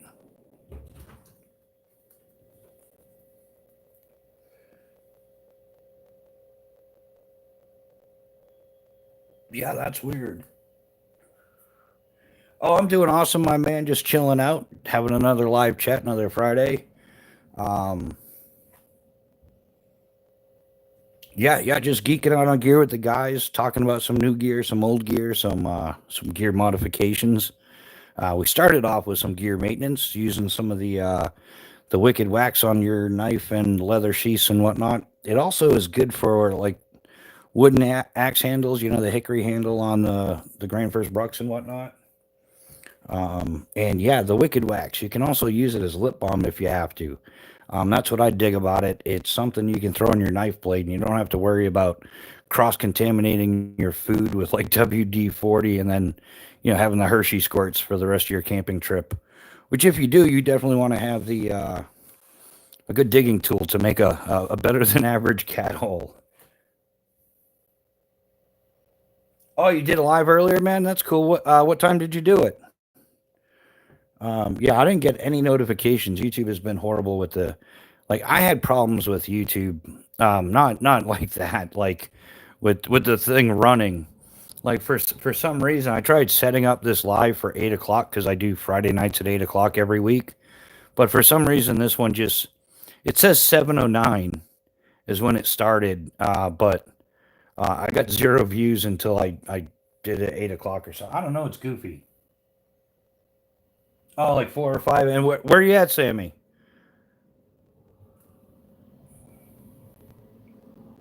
I've heard you're down in Florida as well, aren't you?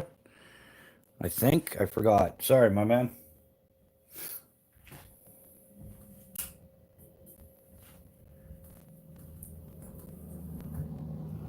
Oh, right, yeah, Texas. Okay. Yeah, how are things in Texas? Must be getting hot and humid already, right?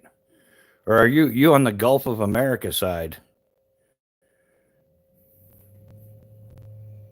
I know, like the Gulf of America side gets hot and humid. The other side tends to be dry and dude, it's hot. It's so hot. Yeah, man, I know all about hot. Um, yeah, I've worked out in Nevada and stuff, and that was a little too hot for my likings. But yeah, I've worked the Gulf side of Texas in Rocheron, which is right between like Houston and Galveston. There's a skydive center right there, Skydive Spaceland, owned by Steve Boyd. And yeah, so I've worked. Man, the humidity was insane, and it was one of the best places I ever worked. We had this like massive indoor air conditioned area for packing the parachutes, and man, they had that AC cranking, so I actually got to work in the AC. But the second you walked out of the packing room into the hangar, bam, like throw your sunglasses on, they'd fog up and everything. It was crazy. Oh yeah, yeah, definitely. My daughter's living over in Texas, and no, I'm not telling you where, but yeah, she loves Texas as well.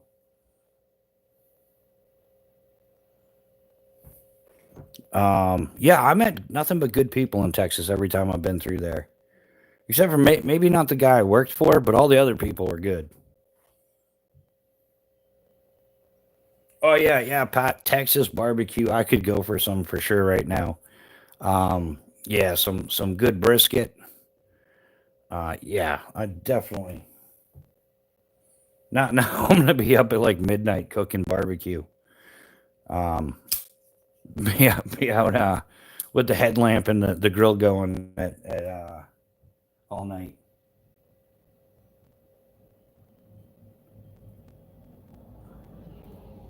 Yeah, Sammy, what's your favorite kind of barbecue? I don't think you need a favorite kind the way they always serve it up in Texas.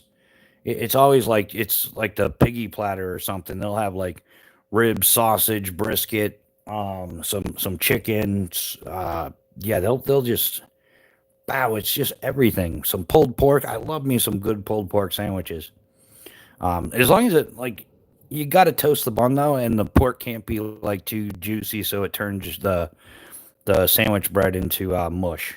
That's the only time I'm not a fan of the sandwich. Oh yeah, yeah, Sammy, you could ship some to New Hampshire. Just throw it on some ice or whatever. Beans and dogs. Yeah, that's true, Nick. Good and easy. Well, beans actually they take like hours and hours to cook. Unless you, that's why canned beans got so popular. You don't have to like soak them for 24 hours and then cook them.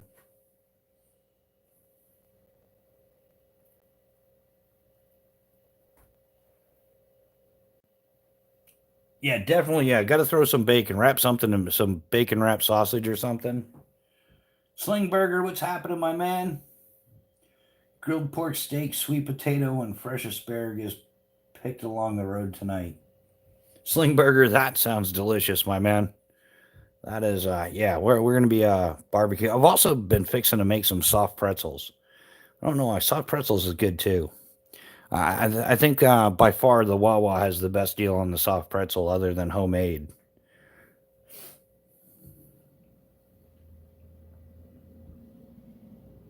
pork steak, like a pork chop, chicken fried steak. I cook my hot dogs and bacon together, chop it up, and throw it in the beans. Yeah, chaos. That's yeah, definitely throw some bacon in there. Yeah, that is yeah, bacon and hot dogs and beans. That's definitely good.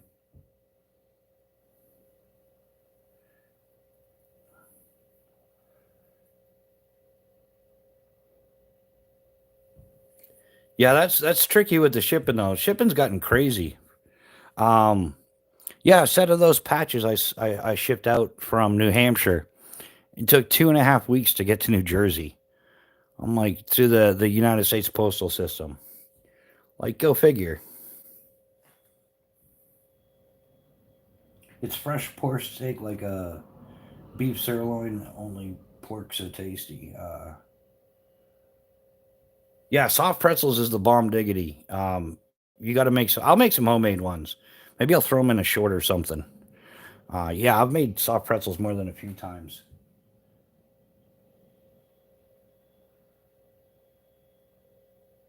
Oh, what do we miss, Pat? Yeah, I don't trust anybody that doesn't eat bacon. Yeah, I'd have to agree. But I don't, and it doesn't count if they cook it to like if you touch it, it turns into instant bacos. Like yeah, it's bacon, like 10 seconds each side, just like a good steak, right?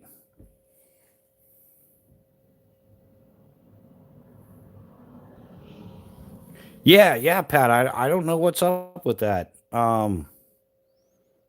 Yeah, I'm about to. I want to start contacting everybody, make sure they got them. But yeah, it took so long to get to New Jersey. Like I thought they had lost them or something, so I sent out a second set because I'm not in the business of I'm not going to be like, oh, that's your problem. Um, so yeah, I don't know what happened. It was like lost in the shipping thing, and then ironically, um, I shipped out the second set one day, and the next day, dude contacted me on Instagram like, "Hey, I got those patches today." I'm like, "Ah, okay. Well, I just sent you out a second set." So, um,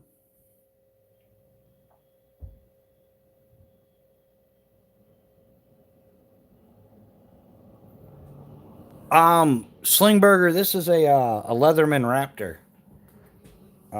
Folding shears. Sure, you probably saw those before, but yeah, Leatherman Raptor folding shears. They are very cool, man. I dig them. Now that I'm messing it up. But yeah, they've also got a. This is the original version that's got the hook knife.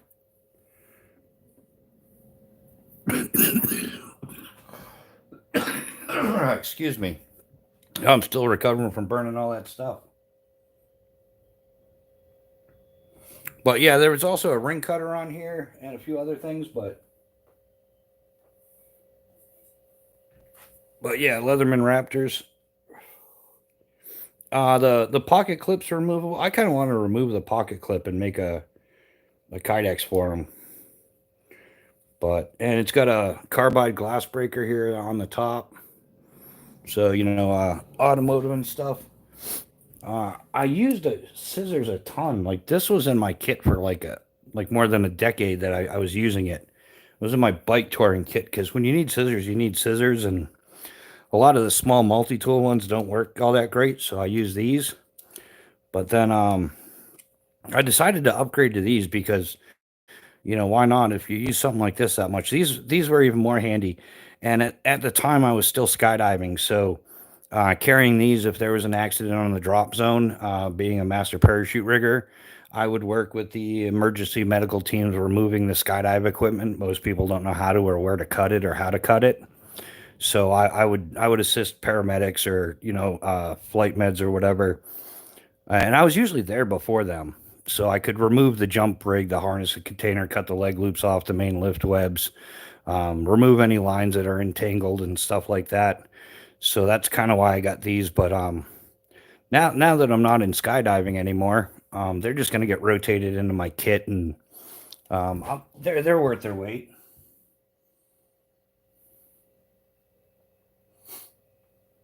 All right, we're still on bacon there. Um, yeah, so yeah, Slingburger, that answer your questions. Um, yeah, but very very cool too, the Leatherman Raptor. I think it's an awesome design. Hopefully they had fun designing it because it's pretty cool. It's cool and it's functional. It does make the kit a little more compact for shears. The thing I don't like um, the holster, the case it comes with. That little Molly plastic thing. I'm not a fan of that at all. They should, if they were going to change, like they don't have to change anything about the tool, but like a lot of times a sheath will make or break a knife. I know if it's got a real fancy sheath and it's a real nice high quality sheath, but it's right handed only, then it kills a deal for me because a huge portion of the knife I'm buying, I'm paying for the sheath, and the sheath being left-handed is virtually useless. Or if the sheath's right-handed, I'm left-handed, so the sheath is virtually useless. So yeah, that's a game changer. But overall, I like the tool, but the little plastic sheath thing it comes with sucks. I don't even know what I think I tossed it aside somewhere. I didn't just throw it away. Maybe somebody else wants it, but I have no intentions of using the sheath that came with it.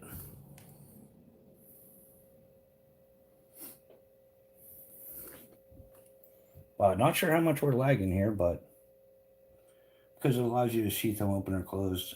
So if you're using them, yeah, Nick, I get that part of the design. It kind of like it sits out. It's kind of just gawky. I don't know. I've seen a lot of Kydex ones that are a lot smoother, lot more streamlined.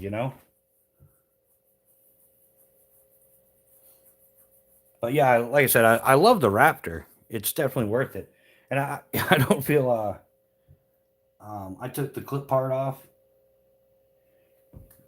and added hook and loop on it. Oh, that makes sense. Yeah, you just use like an adhesive hook and loop neck.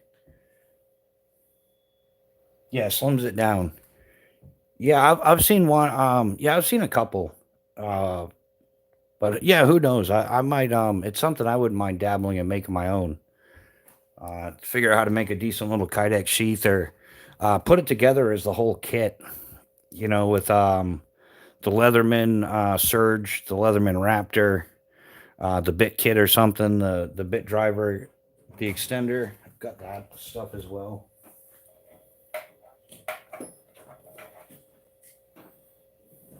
Yeah, there's a cool company on Etsy that they make like a bit kit coupler, a coupler for the bit kit. Well, that gets scratched up pretty fierce. Not sure how, but yeah, yeah, I've seen it on Etsy. It's a little coupler. It attaches it to. It's got some little screws. Throws them all together. Joseph Allen, I like the sheath well enough, assuming I don't have a bunch of other stuff on my belt. Yeah, yeah, Joseph. I think yeah, I don't like a ton of stuff on the belt. I'm gonna get into chest rigs. I think it's something I must do. Check out some chest rigs. I know like Heliacon has one, Hill People Gear. The one I'm most attracted to is the by Full Tank Tactical. They've got it's like a highly modular chest rig, and yeah, it just seems it'll help counter the weight of a pack, get stuff off the belt line, and then just kind of like put primary stuff on the belt, like just like my knife, saw, maybe a dump pouch for collecting stuff. Everything else will go in like a chest rig or in the pack.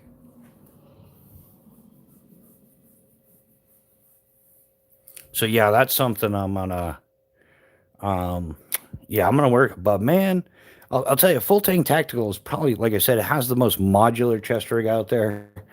But it seems like modular always comes with a price tag because you buy the base bag or whatever it is, the pack, the belt, whatever, and then yeah, they just get you on the pouches. So you spend $160 on the chest rig, but then you're gonna spend another twice that amount, like $300, rigging it up nice. That's not even including the contents.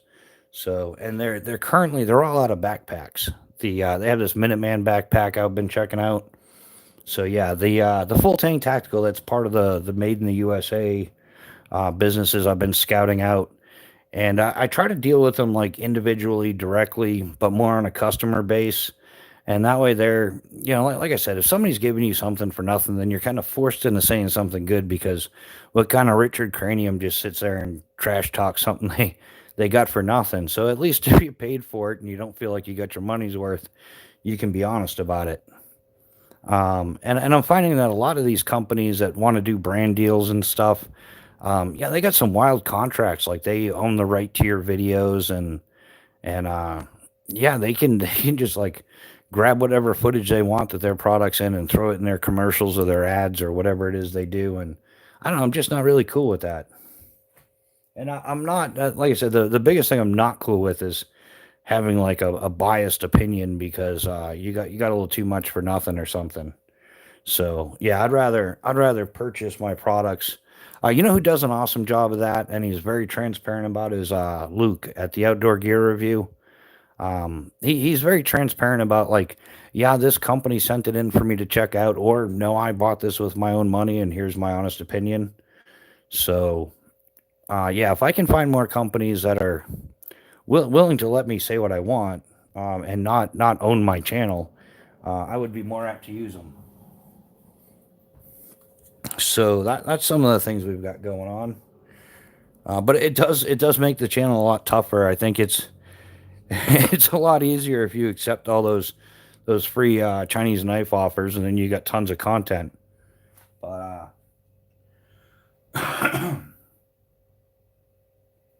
yeah, yeah, yeah, exactly, and that's what I want to do. I want to be able to give honest opinions, and then if I deal with the company as a customer, then I feel that that's more like you're gonna get like, who was it? They were padding those, like people would do that, like, oh, I bought a pallet of Amazon returns, or I bought this random monthly box thing, and they end up padding it because they know it's going to somebody's YouTube channel. And so when the YouTube channel gets it, you get all the cool stuff. But then when the average person orders it, they get all the trinkets in the trash because it's random. You're going to get a select amount of goods or whatever. So I think that there's a lot of that. Well, I don't think it. I know it. You guys can find the videos all over YouTube about it as well. And that's the kind of stuff I want to avoid. So yeah, I'd just rather be able to give an honest opinion and and how it is.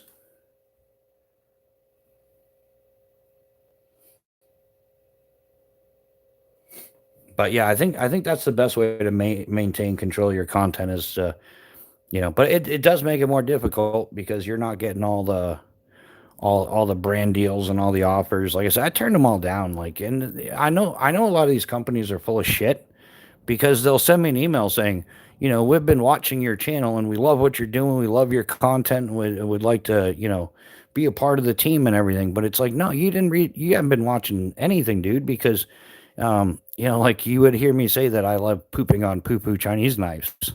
And here's another Chinese knife company saying, we've been watching your content. We love what you're doing. And yeah, it's like, really? You haven't watched shit, pal.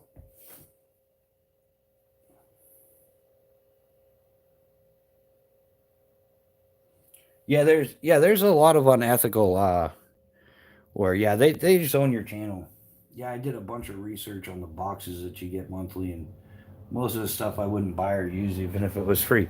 Yeah, exactly, chaos. It's just kind of like, I don't know, for like people that like to collect a lot of stuff or random stuff, or they feel like I'm gonna build a great survival kit by getting this monthly box thing, and it ends up being mostly like garbage. Like, I mean, you don't have to buy outrageously expensive stuff to build a good kit, but yeah, stay away from the gimmicks and the trash.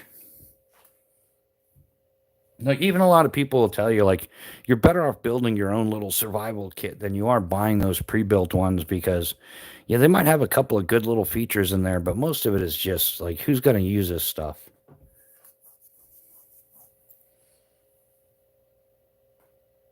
But yeah, unfortunately, that's the way it works out. Those subscription boxes always seem like a terrible idea to me. Yeah, I've watched. I guess I don't know. Maybe the unboxing videos are kind of entertaining on YouTube, but yeah, it just doesn't seem like it's not the kind of stuff I would throw my kit and be like, all right, now I'm confident to go out there and yeah, I can handle the situation no matter what. Like some of that stuff, you try it, it doesn't even work, or like the space blankets are so chintzy as you're unfolding it, they tear apart. I have bought, thermal blankets, space blankets that, yeah, when we went to go use them, they weren't worth a crap. So, and that was back in the day. You got 10 of them for 15 bucks or something. How do you like to watch the videos of the box opening so I don't have to pay for them? And sometimes I have like one product that might be worth buying. Yeah. Yeah, exactly. Yeah, chaos. I mean, I guess, yeah. Like a lot of things, there's a lot of things I've checked out.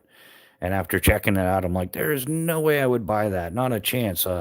So yeah, so thanks to the YouTubers that are out there giving an honest review that are like, yeah, you'd just be buying nothing but, trinkets and hope. So, not a practical kit at all. That's a direction I want to head in. I'm not going to waste my time with the trinkets or the, super budget deal, or I built an entire bushcraft kit for only $43. That's not happening. I'll spend more than $43 on the maintenance of my kit. Yeah, it is. I don't know. Maybe that's why I don't do unboxing videos. I think they were fun for a little while. But they kind of lost their luster very quickly. Like, just get to the point already, dude. Like, yeah, we've seen it. Like I can see like showing what's in the box. Like this is how it comes. This is the contents of the but the shipping box and all that, nah, leave that to the side.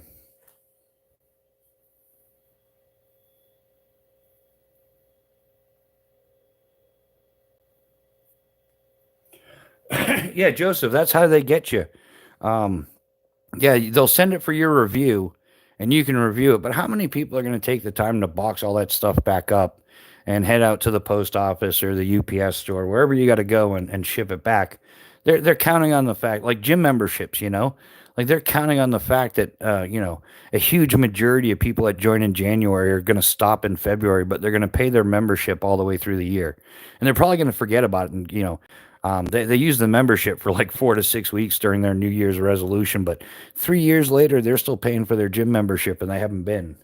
So I think it does that concept of, yeah, we're counting on people not returning this stuff, um, even if you don't like it. So yeah, the monthly shipment thing, I did one. I won't even say the name of the company because that just wouldn't be fair. But it was their Christmas special, and it was like a monthly thing, and Christmas time was the best time that they sent the best stuff in their package. You got like quadruple your money back. And when I got it, I'm like, I didn't feel like I got quadruple my money, but I didn't even feel like I got my money's worth, because most of the stuff that they sent me was like, who the hell uses this? Like, I don't need some magic little business card to teach you to help me pick blueberries. Like, and it was just goofy stuff. And I'm like, yeah, I don't know. I just can't do this. So, yeah, when the best box of the year is the Christmas box, and you felt like you didn't get your money's worth on that, there is no point in carrying on. But and yeah, just like they counted, I did cancel the subscription, but I didn't return the Christmas thing. I just took the loss on that. Um, yeah, I was kind of excited about it. Then when I got it, and then the way the company works and stuff, I'm like, nah, I'm not gonna deal with this.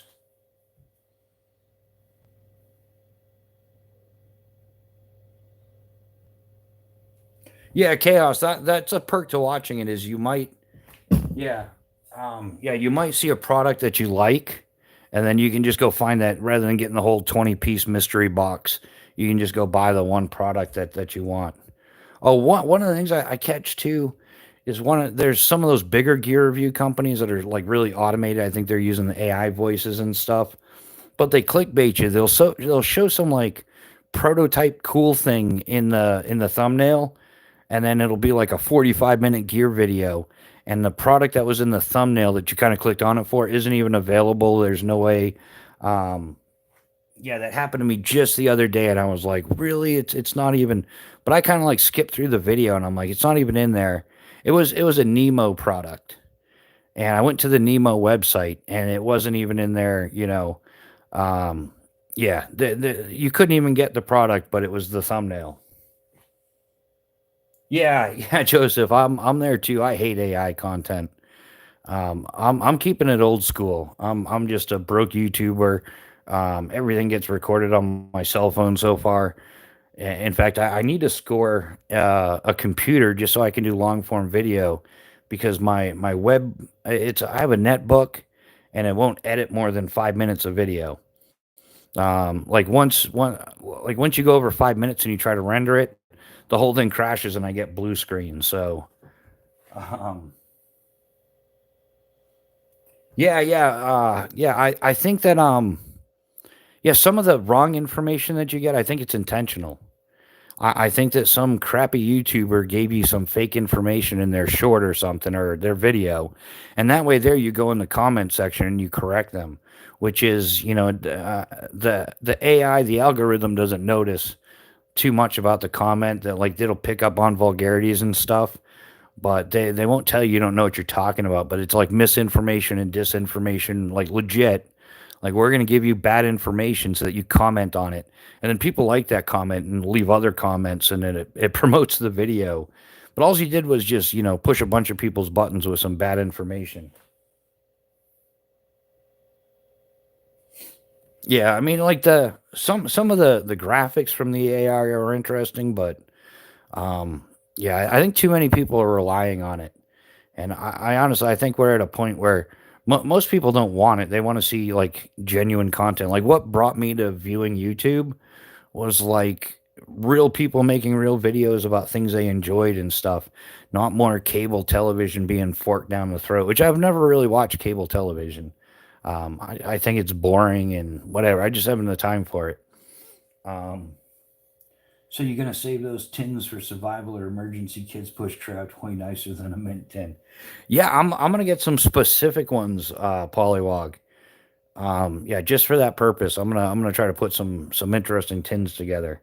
I like the fire tins. I like the pyro pucks we got going. Like I said, next is gonna be the like some fancy candles, some camp candles in a tin. We might do one of those little slider matches too. I've been looking into that a wee bit. Um,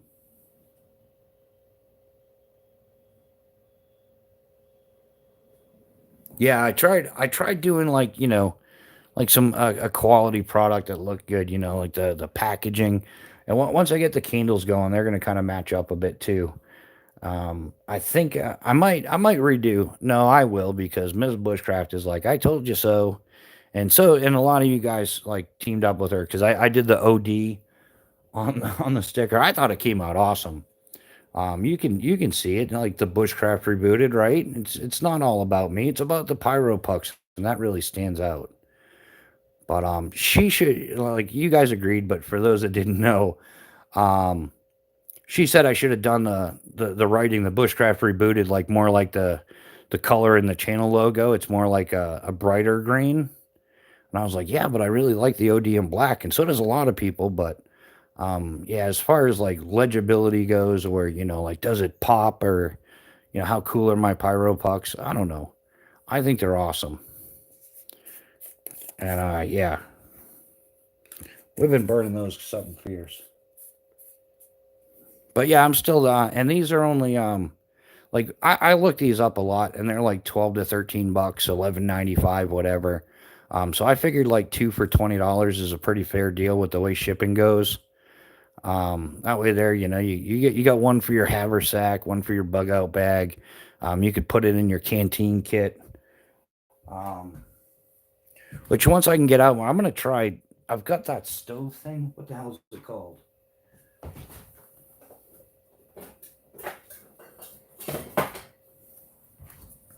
One of these bad boys.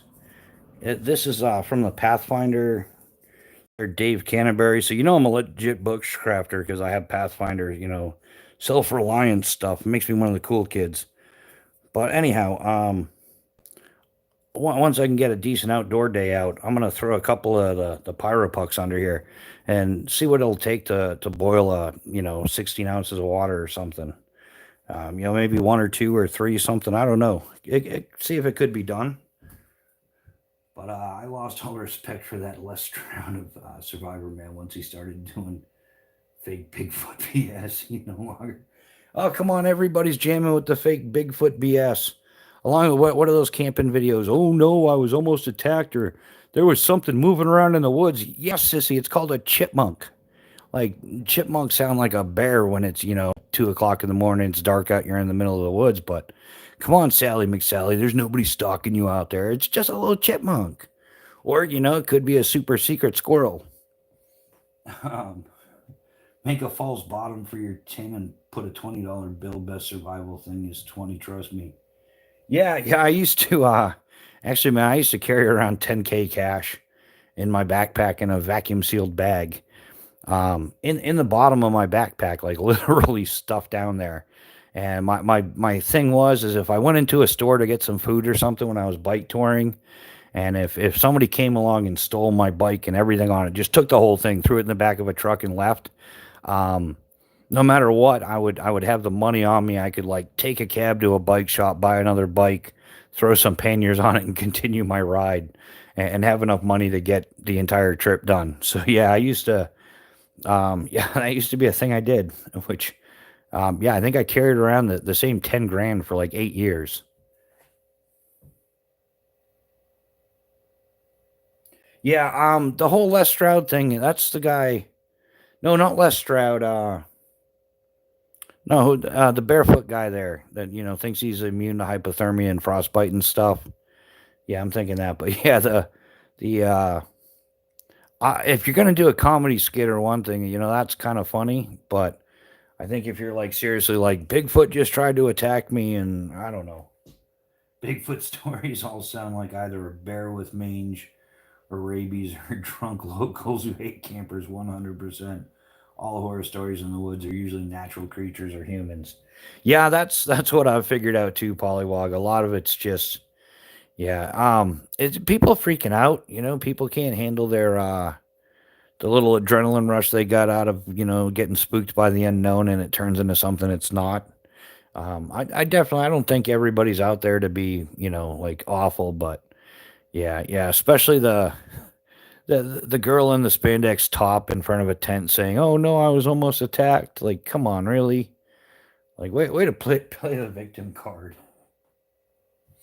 But yeah, it's usually just a little chipmunk or a squirrel. You're right, or some drunk people that just don't like campers. That's a very common one. If you end up camping near a party site or something, yeah, that does happen. But yeah, so I'm gonna get this outdoors, and we'll do some more tests on these to like, all right, can we boil water with them, or what's the deal? How far can we take these things? And likewise, I want to be able to. I know I'll be able to.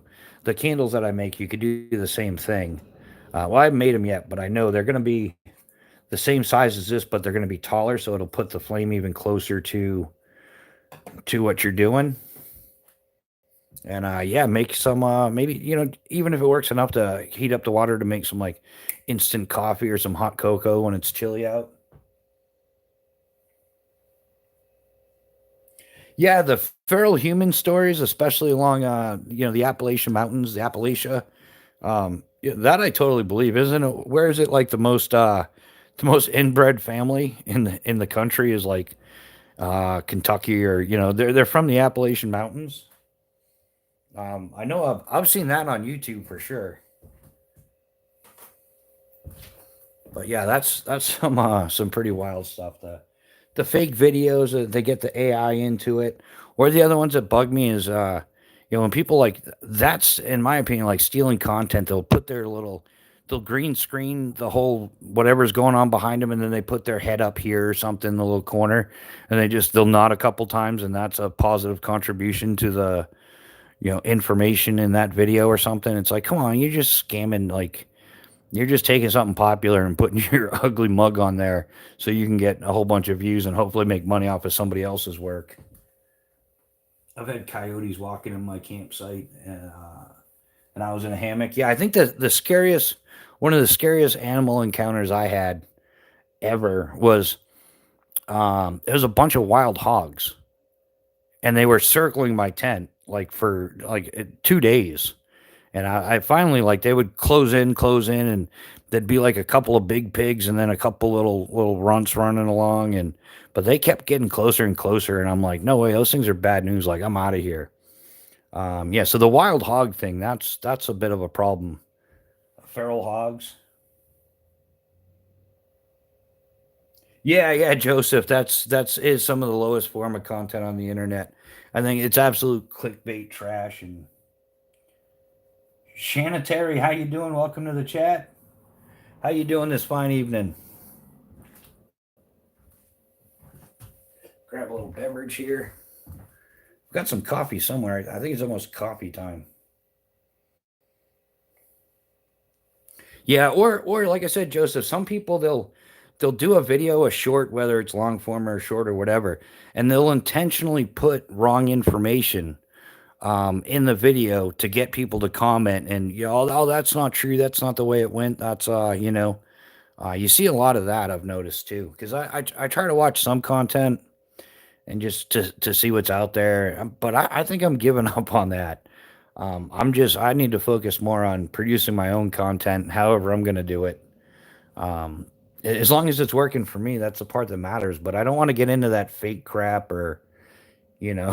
um, Trust me, if we're doing something that involves Bigfoot, it's a comedy thing.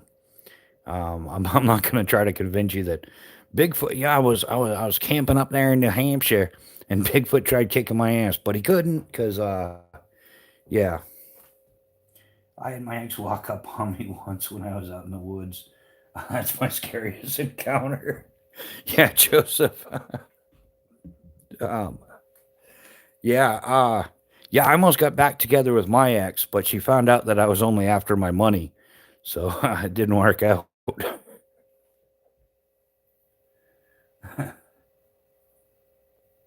Yeah, yeah, chaos. Those panthers have been confirmed. That's on a Bigfoot story.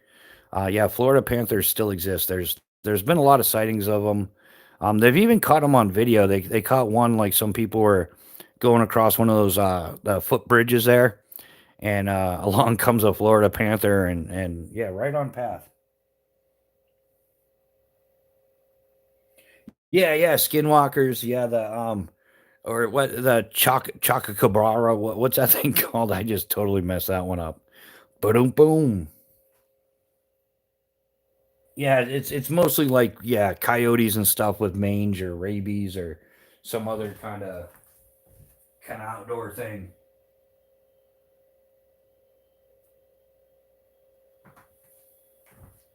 But yeah, that is definitely you could take a Panther Chaos. I have confidence in you.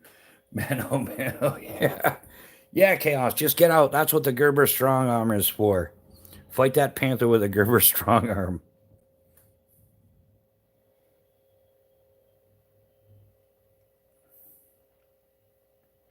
Yeah, what could possibly go wrong with that one?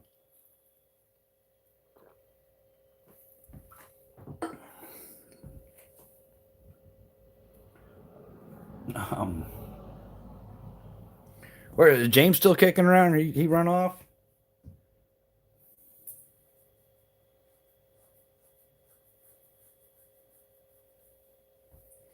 Yeah, I'll just scare him with your war cry. Yeah, I'd rather not just. I don't know, man. I haven't had too many run-ins with wild animals. It's usually goofy stuff like a porcupine or a raccoon or yeah. I was up in northern New Hampshire. I had a run-in with a little mink. Um, and then I was like, yeah, like you can't tell the difference between a mink and a ferret. Really, there's not much of a difference. So I was kind of like, oh, I should take that home and have it as a pet, but that's illegal, so you can't do that. So I didn't. Um, But yeah, yeah, I haven't had too many. I've seen some bears, but they never come in real close. We got black bears on the East Coast, so they're not usually looking for an issue.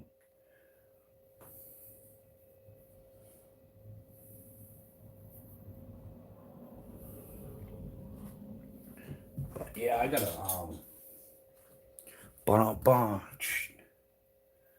Yes, Alan. Yeah, we're coming up on. I'm gonna top off the coffee real quick, guys. If you don't mind hanging for a second, chat amongst yourselves, talk about the weather, whatever's clever, and I'm gonna top off my coffee and be right back.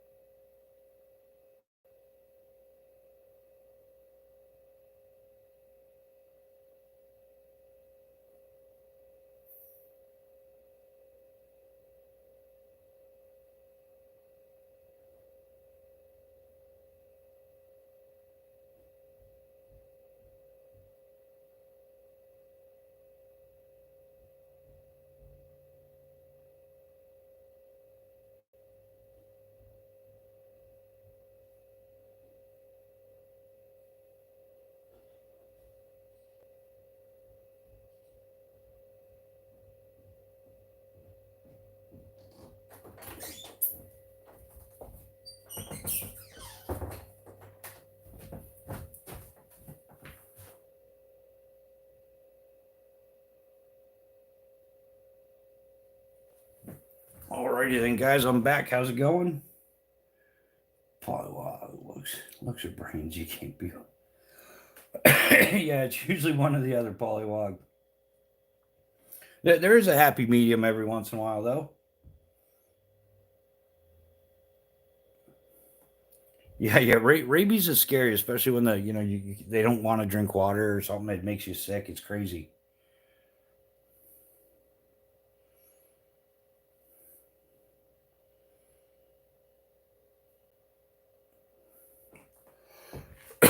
So yeah, anybody got anything planned for this weekend? Or yeah, I know the Northeast, the weather's looking pretty. Yeah, it looks like the sky's going to be nothing but poo poo soup. But it's fun. It's fun to pretend. It's fun to dream. Maybe someday we'll get good weather here in New Hampshire.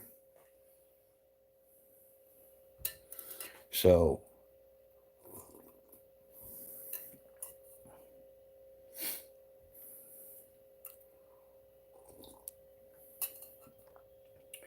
but yeah, that is the that's what's going on here. Yeah, like I said, guys, we still got a bunch of the patch sets. Probably, yeah. Now everything's freezing up. Yeah, the interweb's acting screwy again. So yeah, and there's the tab. So anybody interested, like hit me up on Instagram. And like I said, I've got the fire starters as well.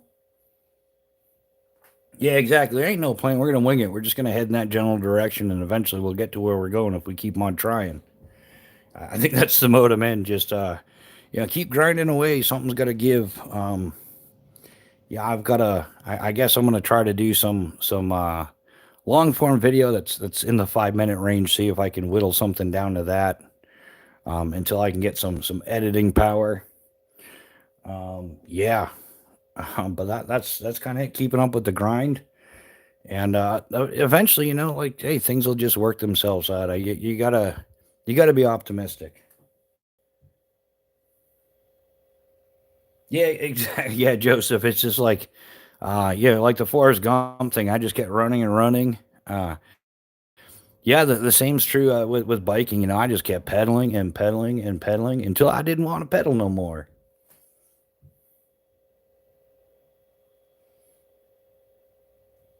But yeah, that's someday we're gonna do a bike build on this channel and a solid mountain bike build. I'm thinking about doing something aero, for the aerodynamic. Maybe I'll see. We'll kind of do a Graham Weenie version of the bike touring get up, bike adventuring, and although I like the Humvee version a lot better, I like the mountain bike. Some tires with some traction, some tires with some support. But yeah, the plan is some hiking and biking and tarp and cowboy roll. A modern version though. I don't do none of that wax canvas stuff or any of that. That stuff just weighs a ton and molds and mildews and stuff like that. So I'm kind of doing a modern take on it, along with some hammock camping, some tent camping. Uh, do some different tents, some different tent weights. But yeah, eventually we'll get it all together. I'll do my own version of the Ridgeline, which I am looking forward to. I can't get to that soon enough.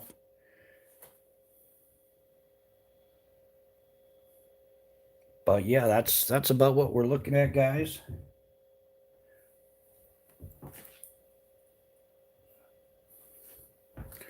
So, having said that, yeah, I think this is usually we're trying to get these down to 2 hours, but we're coming up on 3 hours, so I think we're gonna wrap it up now. I might throw something up tomorrow. Not 100% positive yet, but most likely I will. I might do a short and a live tomorrow, but if that doesn't happen, because it's supposed to rain all day tomorrow here, like heavy downpour and all that, along with chilly, like in the 40s and cold rain. So if I do it, I might do a couple shorts indoors, might do a live, not sure.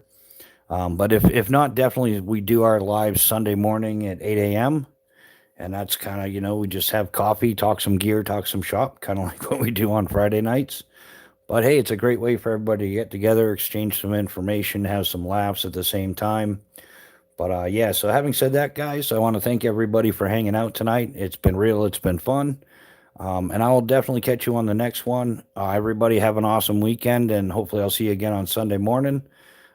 Take care, be well, do something nice for somebody if you can, and we'll see you on the next one. Good night, all.